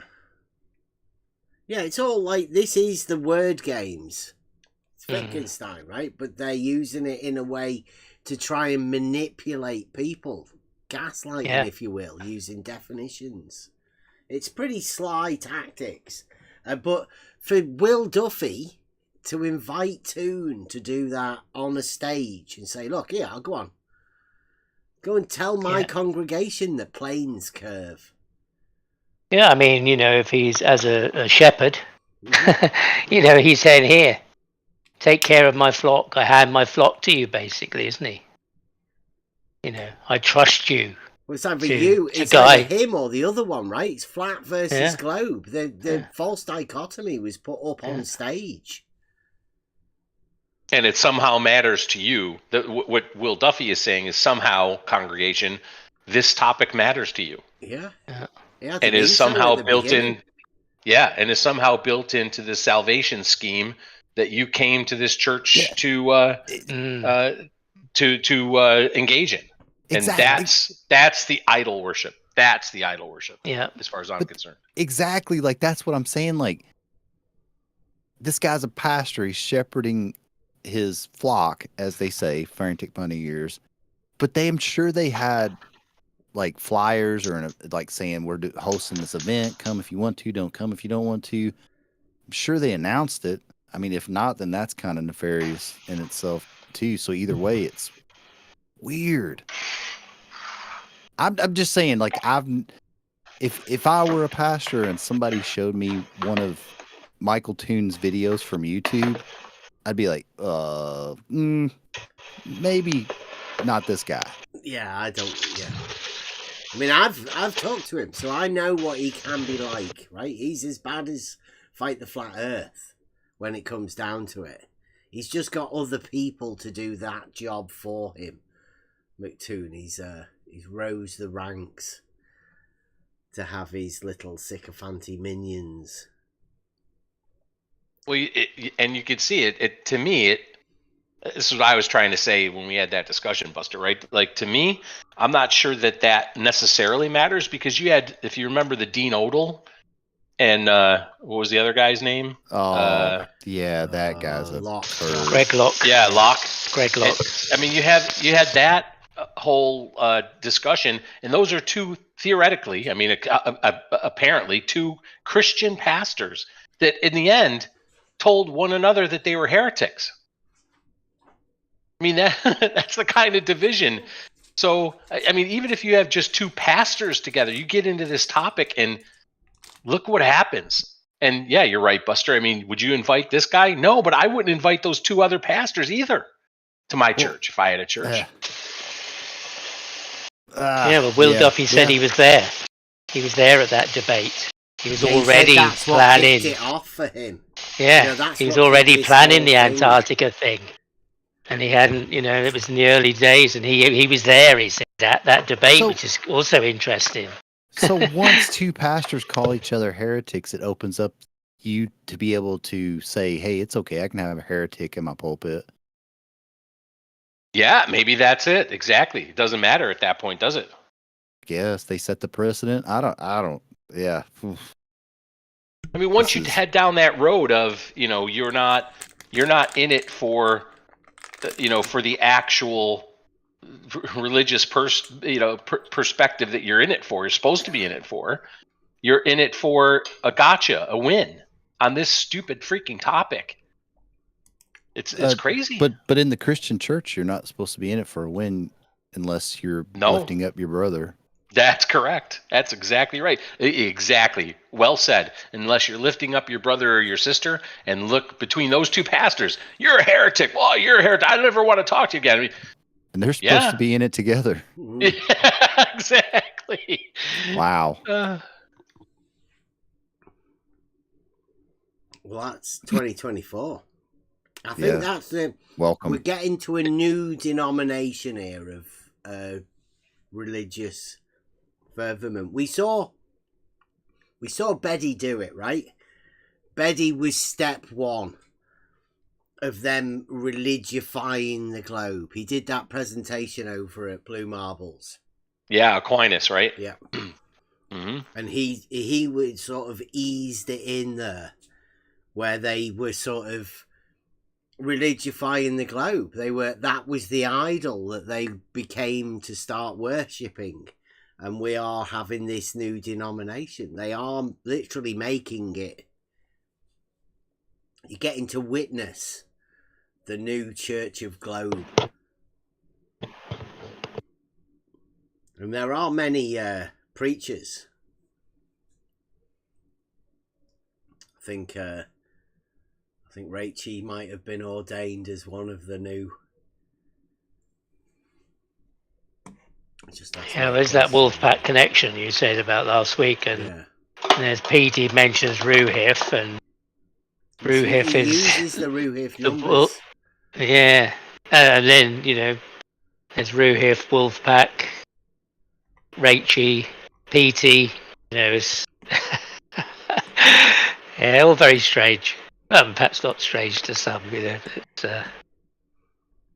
same as McToon and with Duffy and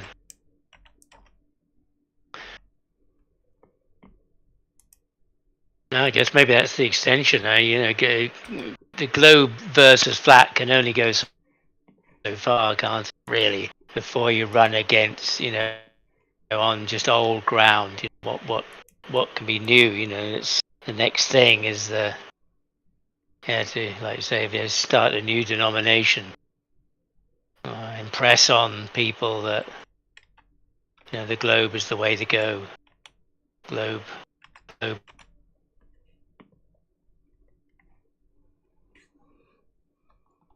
there's the Ruhif numbers in the chat. I wonder how close to God. How close to Peter gets, whether they've refined it. Because we do have some more accurate ones. I think we've got it to five decimal places of a millimeter. They're pretty accurate with the mathematics. Indeed. Of course, when you get out to the field, it becomes a little more problematic. For them. Yes. The horizontal paradox. And the inevitable nut-sacking. It's a mind bender for them. Like when you start asking questions, like Socratic method, it becomes pretty obvious what's going on. Like paralogisms abound. Well, they've been taught them all, haven't they? They've got their expert paralogism teachers. Yeah, the paralogists.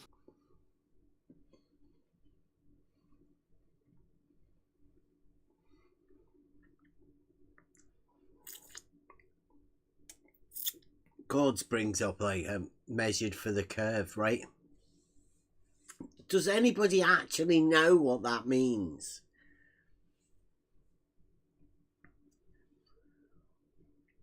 Because it's a nonsense, isn't it? Measured for the curve. What? Well, that's like measuring for the hump, isn't it? It's a or nonsense. Measuring for the drop. Well, you suppose you can measure a drop if it's a slope. Yeah. That's all it is, a drop. Whenever you're measuring a relationship between a point and another point. That's a straight line. Yeah, but how do you measure a hump? Well, you can't measure a curve, right? That's why it's a nonsense for anybody to ask anybody about measurements of curve or anything. There would literally be no way for anyone to provide that because the words themselves are nonsense. Well, I can remember ages ago you asking people, "Can you define a curve?" And it just stumped people. Well, just about everybody. So does the word measure. Stumps people. Some people. Yeah. Even Paige says, "How now? Can I only measure either a horizontal or a curve?" I mean, you can't measure a curve. It's a straight line. It's a radius. That's what the curve is. And it's at a point. The radius is what would differ.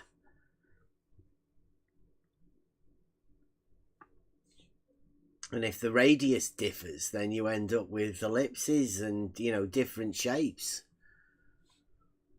If it's a constant change, then you end up with a straight.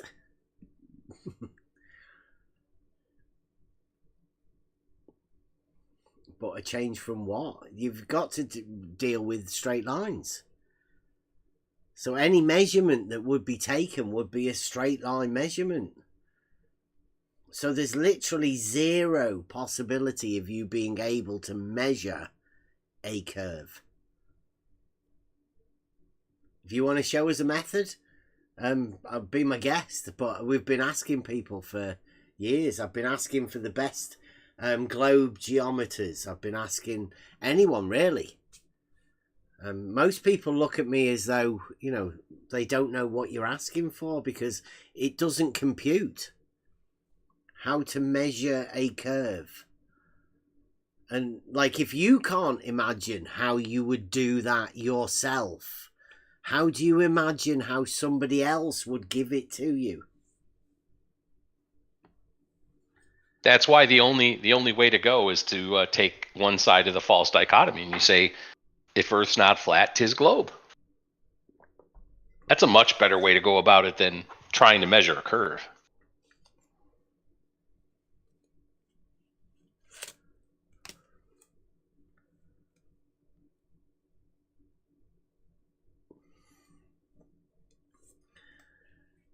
The point is that there's a difference between straight and curved. And if every measurement is a straight measurement, how do you measure the curve? With straight line measurements. You're only measuring straight. You're not going to be measuring curve. It's weird.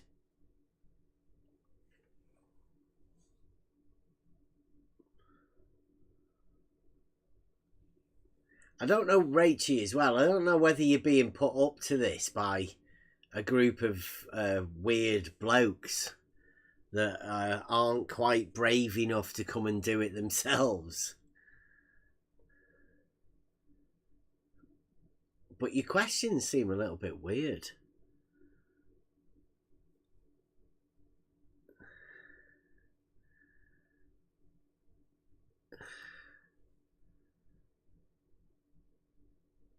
Mr. Groovy House, right?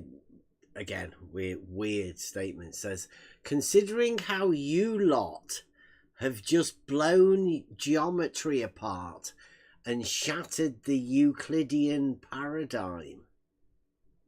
Why would we have done that? What?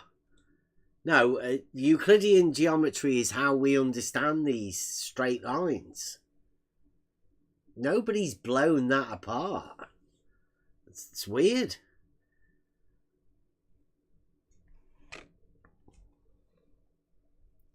It's the way they like to project their own imaginings onto other people. Then they can imagine it's absurd, right?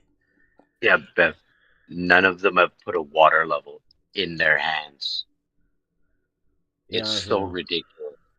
I know Will Duffy doesn't even know what a water level is.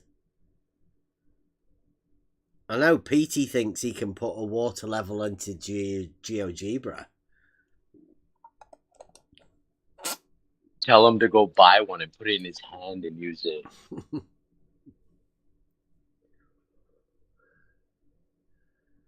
Oh no! Oh, look at that. Look at Negator.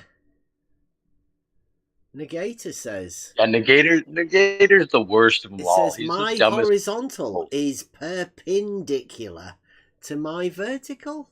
Yeah, he's stupid. I don't even know why people talk to him.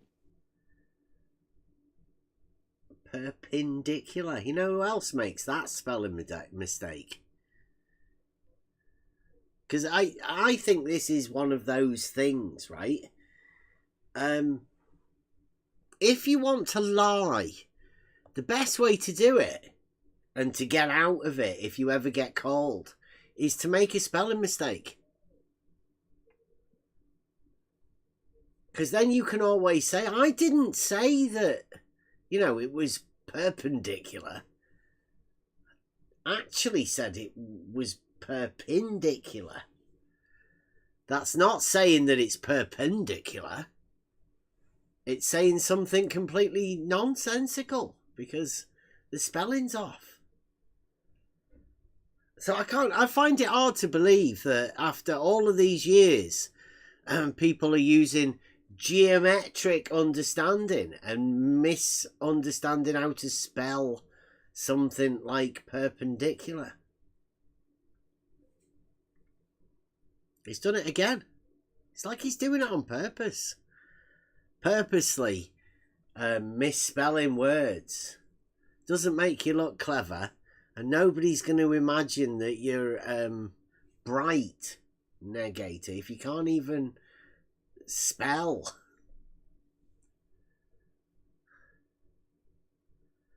Rachie says Negator is correct with his misunderstanding of There's the peer review. Yeah.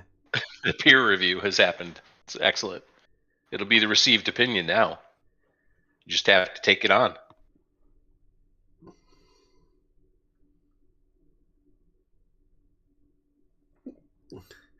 Why are you so offensive, Gods? Oh, come on, Neg. What's he doing? Is it just because he's challenging you? That's what you call offensive. Snowflakes. That's what's happened in 2024. Globers can't even talk about reality. They have to find everything offensive when challenged about the stupid shit that they play.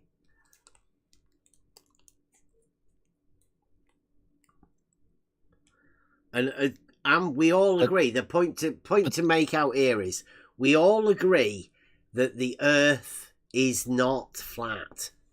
But they don't find it offensive that McToon's lying in a church. Yeah.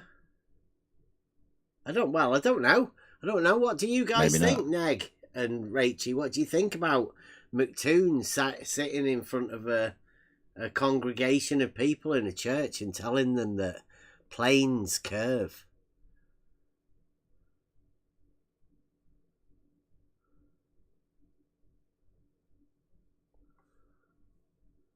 See, God said.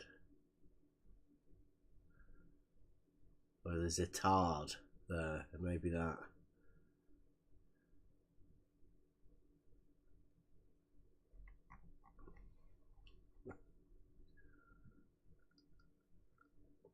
Yeah, that's one thing that we can all agree on, right? The Earth is not flat. So from that common understanding, let's work forwards. Obviously, we should be able to come together with other people that also agree that the Earth is not flat. And that's most people, even Dave Weiss. He'll tell you that the Earth's not flat. The only people that seem to be the die-hard fanatics are the FED guys. Well, and the Globers, they take up for him too. Yeah, the Globe guys as well, yeah, obviously. I bet Negator and Rachie would make allowances for the Earth not actually being flat, right? Obviously. You gotta have your, bit of relativism mixed in there. Allowances.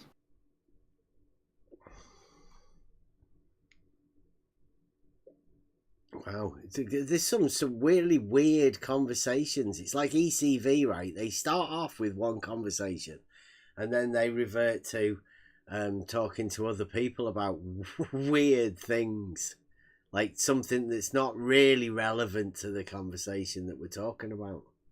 Well, that would just be misdirection. Or it's like they have zero attention span. They can't last longer than 1 minute on one subject. No, it's just misdirection. I mean, that's like a classic illusionist trick. God says, I was trying to give them the benefit of the doubt. Just trying to stick up for them a little bit. God says, okay, can we also all agree that the earth is not how taught and prescribed as well? Try thinking, asking me. Well, when I came into this, right, because I didn't have the model placed in my head, right, or I had it removed, I couldn't think of what I was taught. There's literally nothing that has ever been taught about the earth in my school days. The only thing I could ever think of, right, and this goes for most people, is there's a book with like a gobstopper thing, and they say this is the molten core and these are all of the different layers, and I don't know if anybody ever took any notice of it within geometry class, but that's it. That's the only thing I could ever remember being taught about the globe. Just accepted it. But you weren't actually taught anything. You're just shown a picture of something. Now, that's not being taught to me. It didn't strike me as making any of those connections, right? There's no if this, then this, come to a conclusion, therefore, result. There was none of that dealing with looking at this picture and stuff. It's just how people imagine them.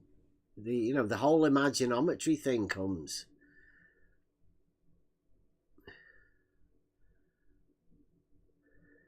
Oh God. I don't know whether most people have heard this, right? So when I was at the age of about 7, I was involved in a car crash, an accident, right?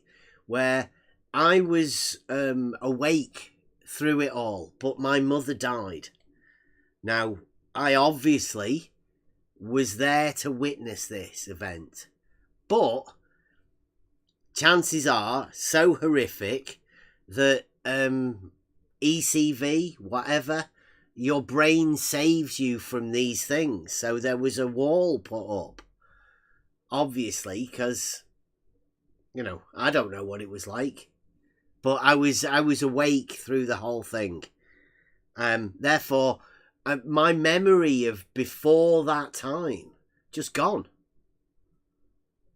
So there was no teaching of that initial grammar stage of up till 7, right? And at the age of 7, your cognitive development turns into this logic stage where you can reason for yourself. So that logical stage grew up, right? And I've been reasoning things, and there's been no globe there. Went through all college and did all of that sort of stuff. So no initial model of globe was placed in my mind before the logic event occurred. So I don't have to deal with the initial model that was placed before the logic was derived. Now, everybody else seems to have that model placed in there. Now, there are different sorts of people, and obviously there are people that have managed to drop the model or whatever. But there's people that can't, and I wouldn't know how to release that model, because it's placed in the mind before you can logically reason anything, and it means it puts it behind a barrier that's unapproachable. Only with real introspection and looking at these sort of things and questioning yourself can you manage to get back to that earlier whatever, right?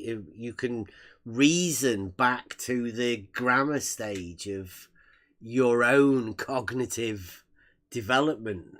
It's got to be pretty hard for anyone to do that sort of thing. Obviously, it's quite a lot for most people to even talk about it, contemplate it.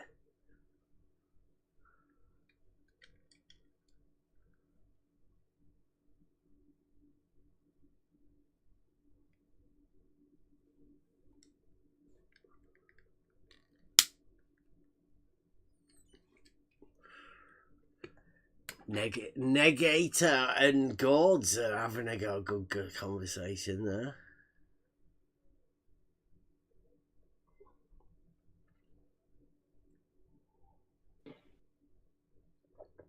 Come in for a chat. Too bad Negator comes a post. Negator might be banned on this account, on that account, but I'm sure he's got others. I wouldn't be surprised.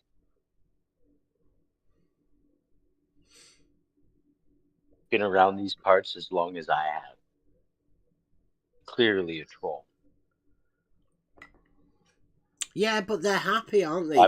They get their kicks talking to people about whatever they want, really.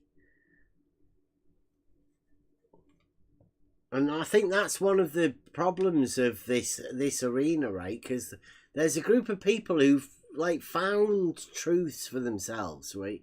Whether they are actually truths or whatever, but they've found something and they're keen to pass that on because they think that they've grown, so they want to pass it on to other people. Well, when those other people are people like Negator and Raichi, and they're just negative agents, right?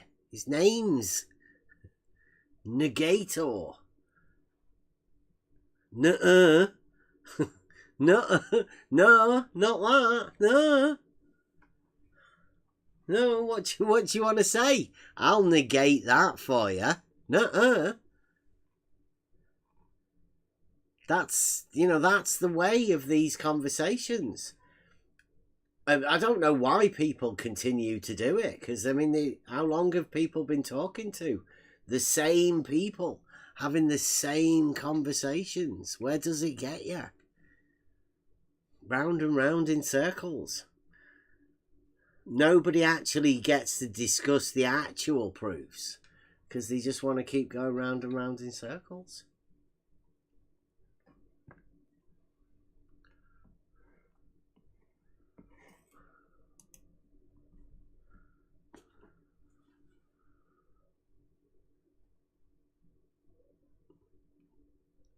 If anybody wants to come and present any proofs that they have, feel free to come in on the level Discord. Nah, that won't happen because they have their own meanings to their own words, and you can't ever agree on terms because they have to use terms differently to fit their schema.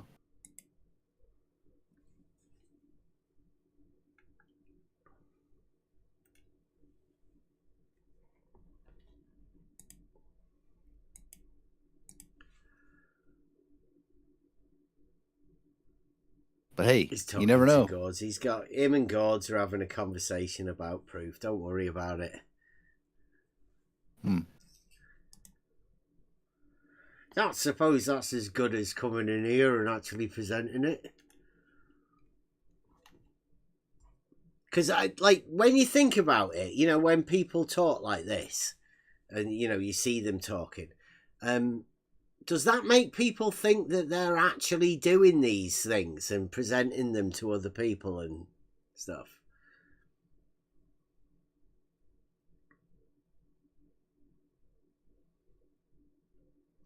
Rachie says, try thinking. Since auto is having trouble, can you answer without bias? If level means having no part higher than another, where does it say that? Level means a horizontal plane. But if level means having no part higher than another, would that mean in relation to a curve? No. No, because there is a part of a curve that is higher than another. Like, if you take a circle, for example, and put it in a vertical plane, then the top of the curve, the top of the circle, is higher than all of the other parts of the circle. So that would not fit the bill of having no part higher than another. Having one part higher than the rest would definitely not fit that definition. I don't know how you would imagine to make that fit the definition. You could with a stolen concept.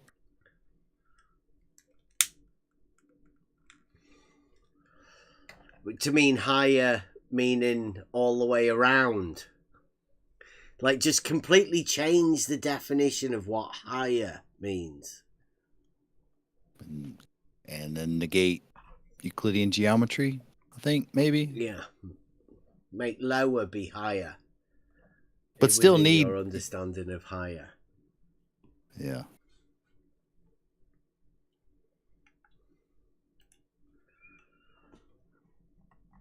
I'm mad. People are mad nowadays, but I mean, that's what we've... But you'd still need Euclidean geometry to try to explain it. Then, I don't know. It's wild.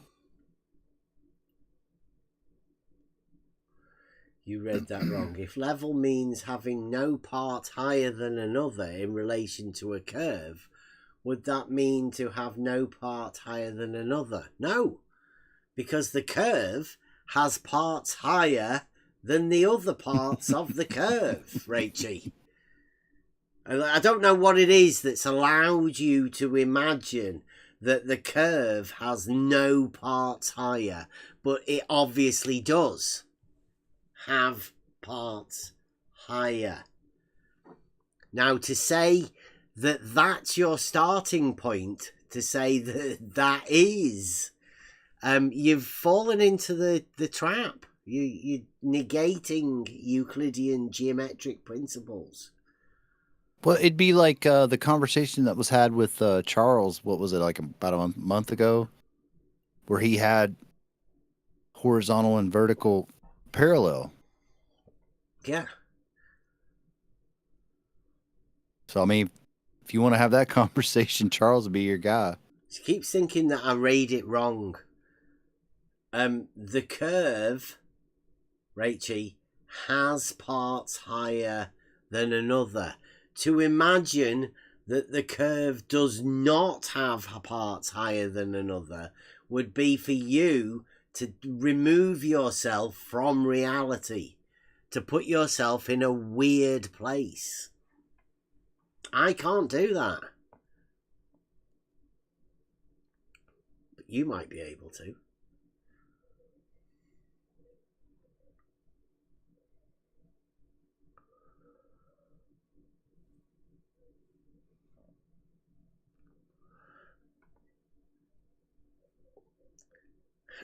It's really weird trying to talk to people about, you know, basic geometric principles within reality. Rachie, I've already told you, if you want to come in at some point and we'll go take you through the proof. It's pretty simple. You'll at least know the steps that we use to get there.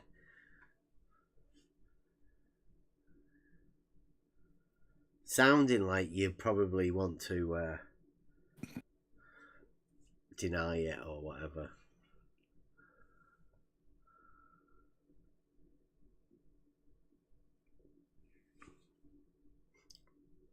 I was listening to Nathan Oakley today. I mean, it is amazing how horizontal plane of reference seems to be on the lips of everyone, because I'm pretty sure nobody was talking about that. But how they can't understand, you know, how they're referenced, why they think that makes it flat. Don't know how that relates to the globe people. Pretty sure that Rachie doesn't understand what a plane is. McToon might have told Rachie that, you know, the plane, since you're magically in reality, planes aren't really planes, the mathematical planes. They're different somehow. You have to think of them different than the mathematical plane. Or whether it's still the same mathematical plane when you're thinking of it mathematically, but actually in reality when you're dealing with them, they're not the same. I don't know. I don't know what McToon's trying to do. But it's all like, you know, his partner, Brenda, and their diletheism. McToon and Brenda are partners, aren't they? That's right. Yeah. They go out for coffee together.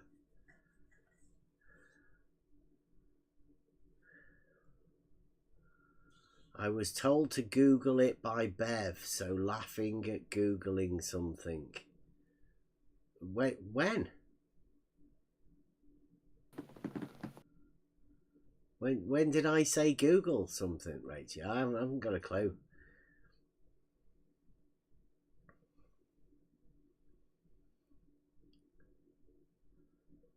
Rachel knows she can come in here and have a chat about the proof of globe, proof of straight line within a horizontal plane, proof that the Earth's not flat.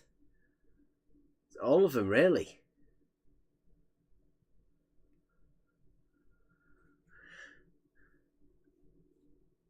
Talk of proof. When I was in the chat with you last Friday, Bev. Okay. And you went to the cherry pick Google that McToon gave you. And part A, did you have part B as well? Let me see if I can find it. I'll put it up in the chat.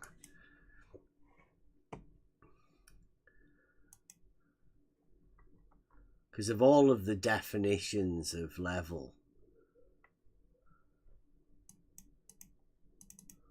McToon picks a really weird one.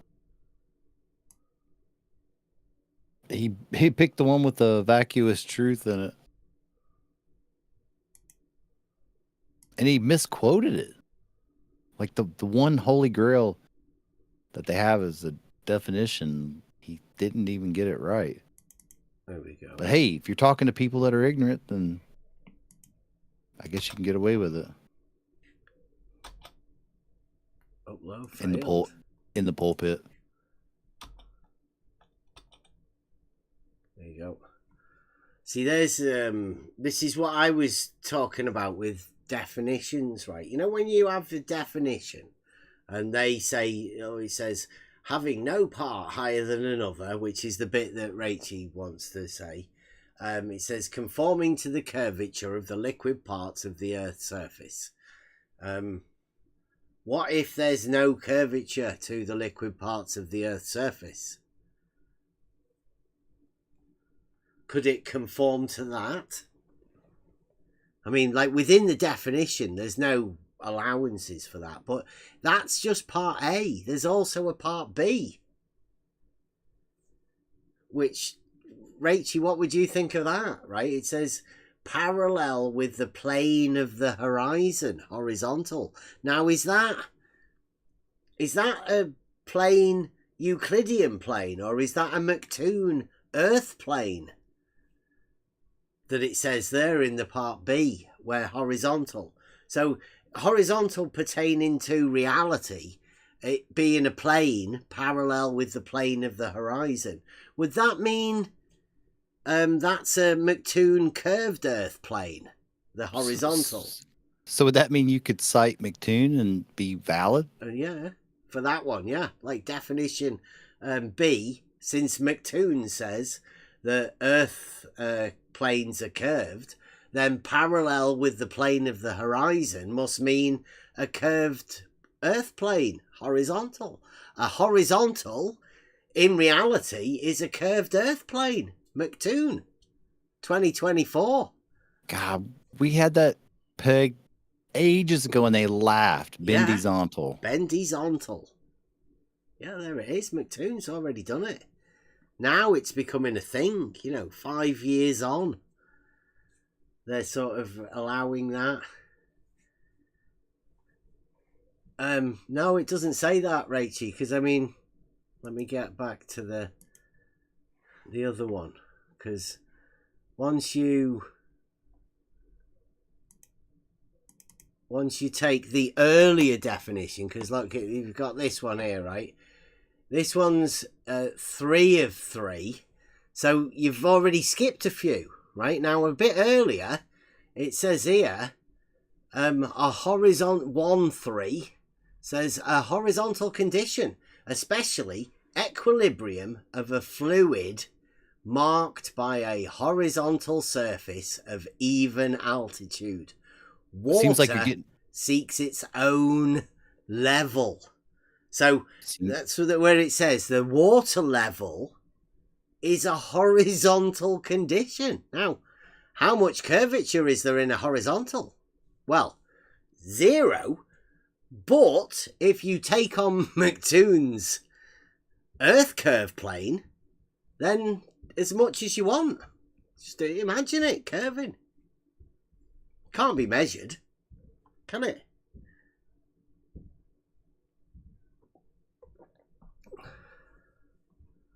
A device for establishing a horizontal line or plane by the means of a bubble. That's not a water level, is it? This one, horizontal condition. Water seeks its own level. That's a water level. Horizontal condition. That's the one that's specifically talking about the water. And then you go back to 3. It says here, having no part higher than another, conforming to the curvature of the liquid parts of the Earth's surface. How much is the liquid parts? Well, water is the liquid part, and that seeks its own level, and it's a horizontal condition. So this one here, conforming to the curvature of the liquid parts of the Earth's surface, would be this horizontal condition. How much do you imagine a horizontal condition curves? Because that's how much you can imagine this one here. Conforming to the curvature of the liquid parts, right? It's dead easy. However much you want to imagine the curvature is of a horizontal condition. Especially for you, that, Rachie. We're just using definitions. And the cherry-pick definitions that McToon is, or whoever, Wally's given you within Merriam-Webster. It doesn't work either, does it? Both of these are Merriam-Webster. That's just a follow-on from this one. It already tells you that there's a, well, I'd say 0 curve to a horizontal condition, but McToon's developed the Earth plane, the curving Earth plane. And he wouldn't lie sat on a stage of a church, would he? A Christian man like McToon. So curving Earth planes must be a thing. Otherwise, McToon's just lied in a house of God to the people that Will Duffy invited him to talk to. You're saying that I don't understand. Rachie's telling me that I don't understand level.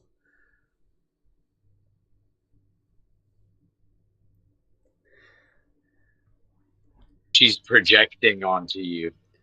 Well, Rachie would obviously know lots about level. I mean, come on. She's probably studied it for, If you haven't, hang on, Bev. If you have not held a water level, you don't know what level is.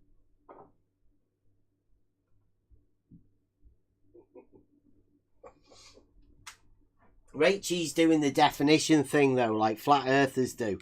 Oh no, sorry. Like globe earthers accuse flat earthers of doing, I think. The definition thing. Rather than trying to work out a proof, they just go for the definition thing.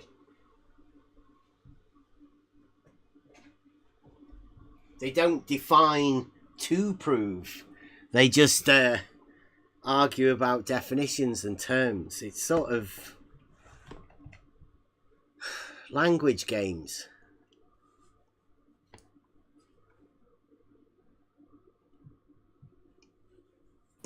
That's easy to do because that's an easy way to justify your line of thinking or paralogism or whatever. It's just a justification.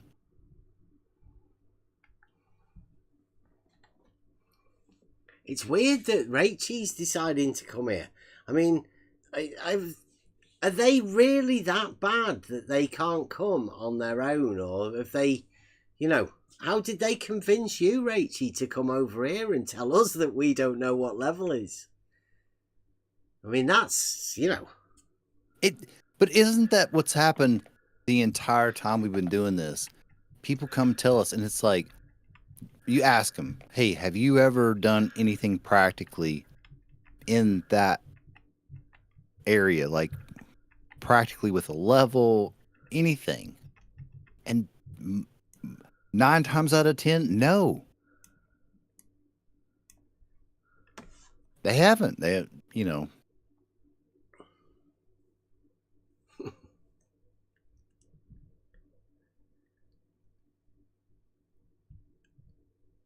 But hey, to each his own.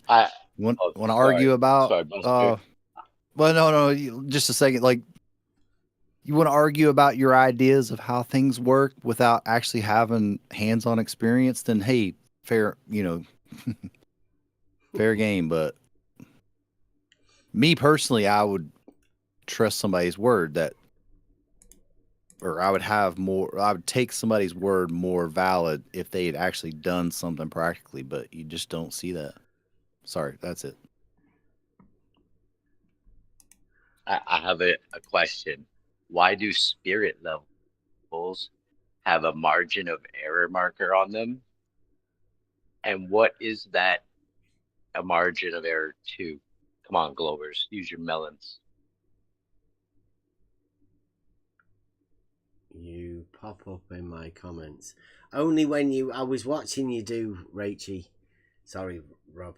Rachel, yeah, you did a video about horizontal that was, I had to comment on it because you seem to put tarot cards vertically to explain horizontal. It was just really weird. But hey, everybody has their own understanding of what horizontal is, and I don't know. You were standing the tarot cards up vertically, but then saying that they were horizontal.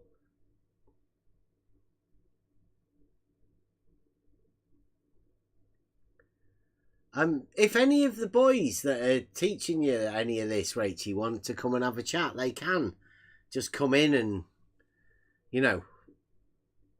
have a conversation at any time. Wally could still do with coming and talking about his stolen concept. Ruhif's, he's kicked off the Ruhif numbers. He started PT off with his geometry thing. And anyone can come in and have a conversation at any time.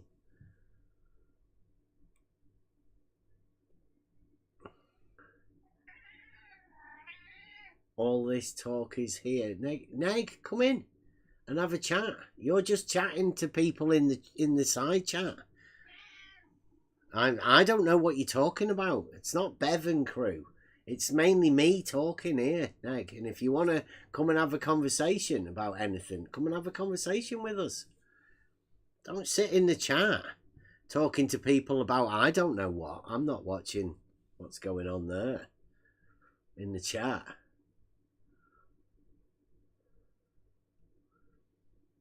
Who said anyone? I don't know what anybody's talking about, right? You're all talking to each other in the side chat. I don't know who's talking to who.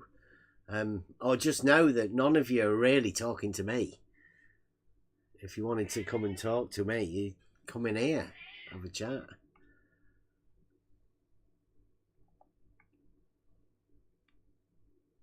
But I guess you can imagine that you're having a conversation about something and getting wherever you want.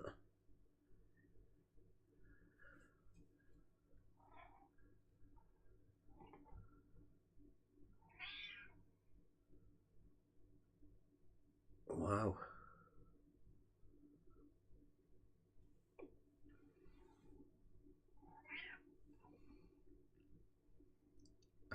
Negator says, I'll come hop in chat with Bev once he replicates measuring diverging zenith angles. What? Replicates measuring diverging the equipotential angle of adjustment. So he hasn't even got words for it, has he? It's called the equipotential angle of adjustment. And do you Goes mean right you're to going to lights do in it the after sky. the reciprocal rumpus pole sighting thing?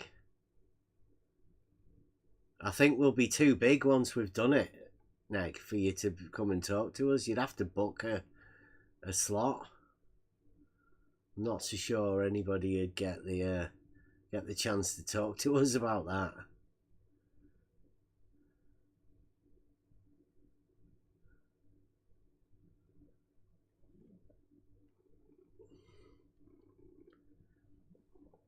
Like we said at the beginning, there are proofs, and anybody can come and chat to us about any of these proofs in reality at any time on the Level Discord. Just look underneath any of the videos, click the link, it'll bring you over here. Just type something in the chat, say I want to come in the VC, and we'll give you the VC role. You can come in and have a chat with us. Simple as that. Like, there's no model games going on here. We are just talking about proofs that anybody can go in reality. Talk about the real globe. We can prove the real globe, right? Anything in reality that can be proved must be part of the real globe.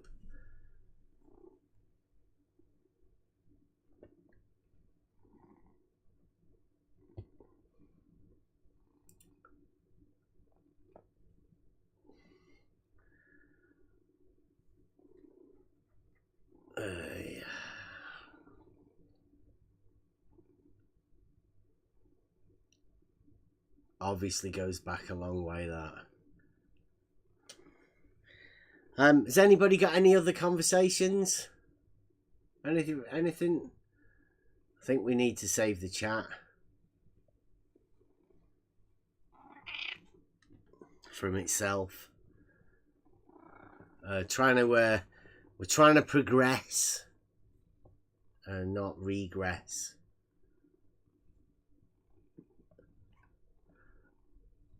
Anybody got any other topics or anything? No. Okay.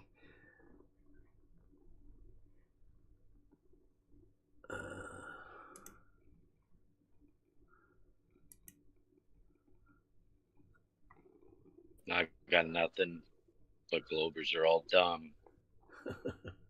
You can't say that. Right?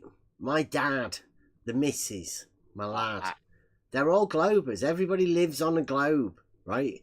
'Tis globe.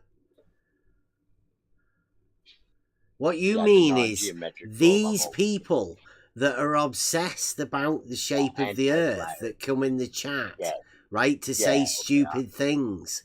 Those people. But that's their job, Rob. I agree. They only do it because they have to keep it going over and over and over, round and round in circles. They can't decide what flat is. They've not got a clue of any proofs in reality, because if they did, they wouldn't keep doing this.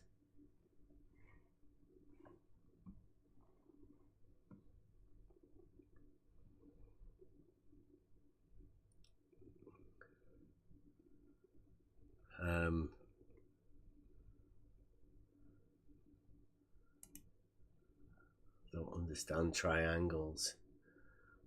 It's been a while since I've played most of these ones. Right, okay, thanks a lot for watching, everyone. The chat's getting all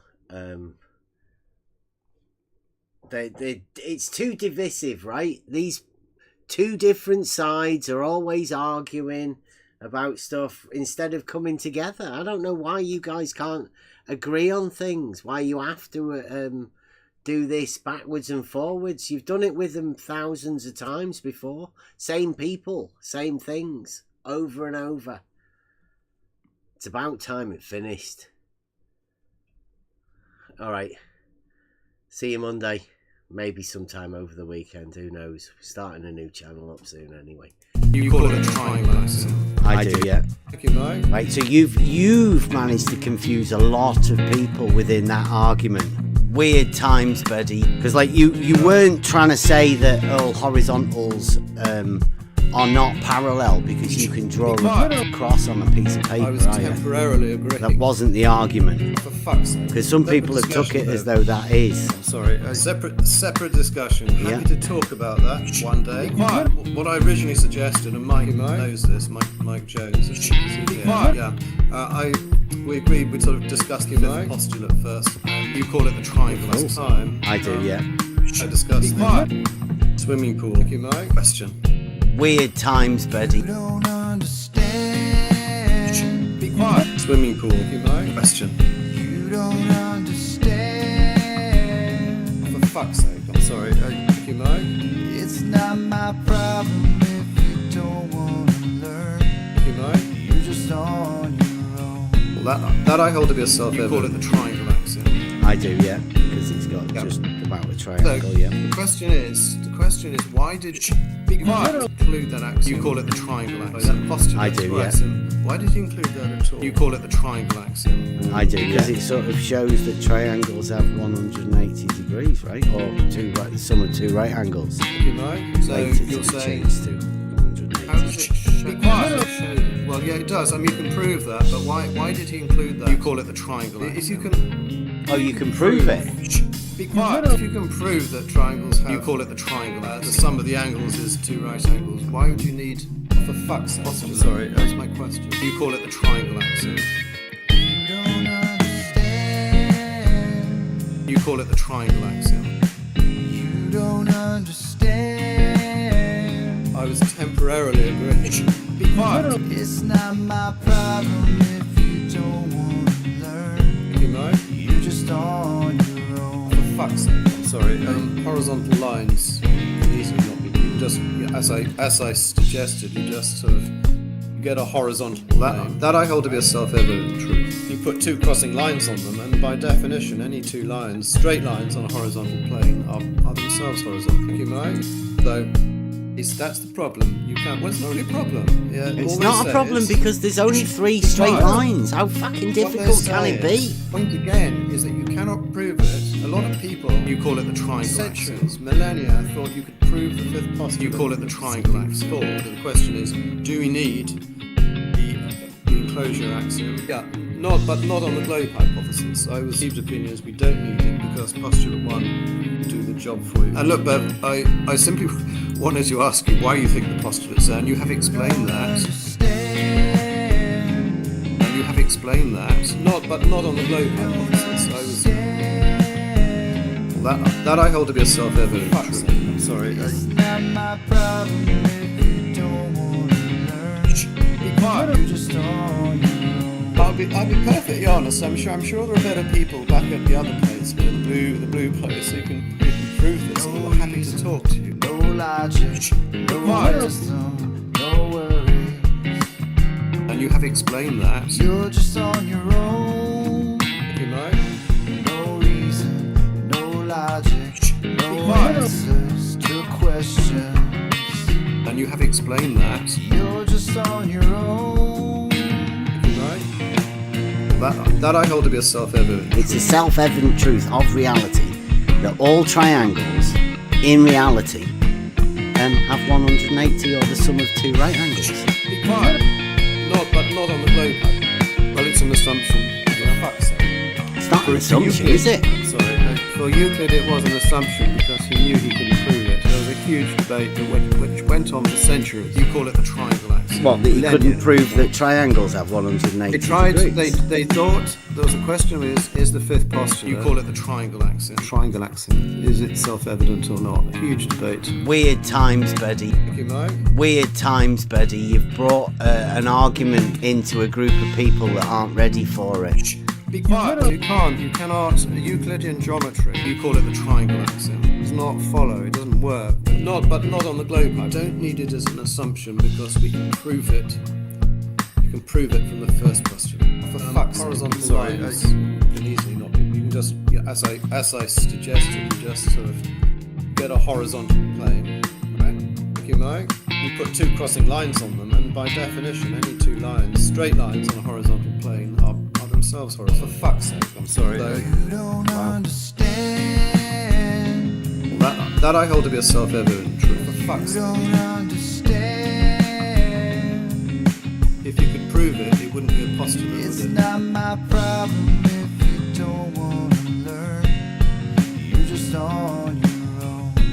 You call it the triangle axiom. I do, yeah, because he's got just about a triangle, yeah. The question is, why did Euclid include that axiom? You call it the triangle. That postulate or axiom. Why did he include that at all? If you know. Because it sort of shows that triangles have 180 degrees, right? Or the sum of two right angles. But not on the globe. You're saying, for fuck's sake. How does it show? How does it show? Well, yeah, it does. I mean, you can prove that. But why did he include that? Be quiet. If you can. Oh, you can prove it. You call it the triangle axiom. If you can prove that triangles have the sum of the angles is two right angles, why would you need postulate? That's my question. I will not verbally disagree with it. What goes on in my own head is my own business. I do not believe that. Be quiet. You don't understand. You call it the triangle axiom. For fuck's sake, I'm sorry. It's not my problem if you don't want to learn. You're just on your own. Yourself, not someone be quiet. You have a horizontal plane, and any straight line not on the globe must itself be horizontal. That I hold to be a self-evident truth. Yeah, not on the globe hypothesis. I was temporarily agreeing. Right, so you've managed to confuse a lot of people within that argument. I was temporarily agreeing. Because you weren't trying to say that all horizontals are not parallel because you can draw a cross on a piece of paper, are you? You know? That wasn't the argument. Not on the globe. Because some people have took it as though that is. For fuck's sake. Separate discussion. Happy to talk about that one day. Yourself, not someone be quiet.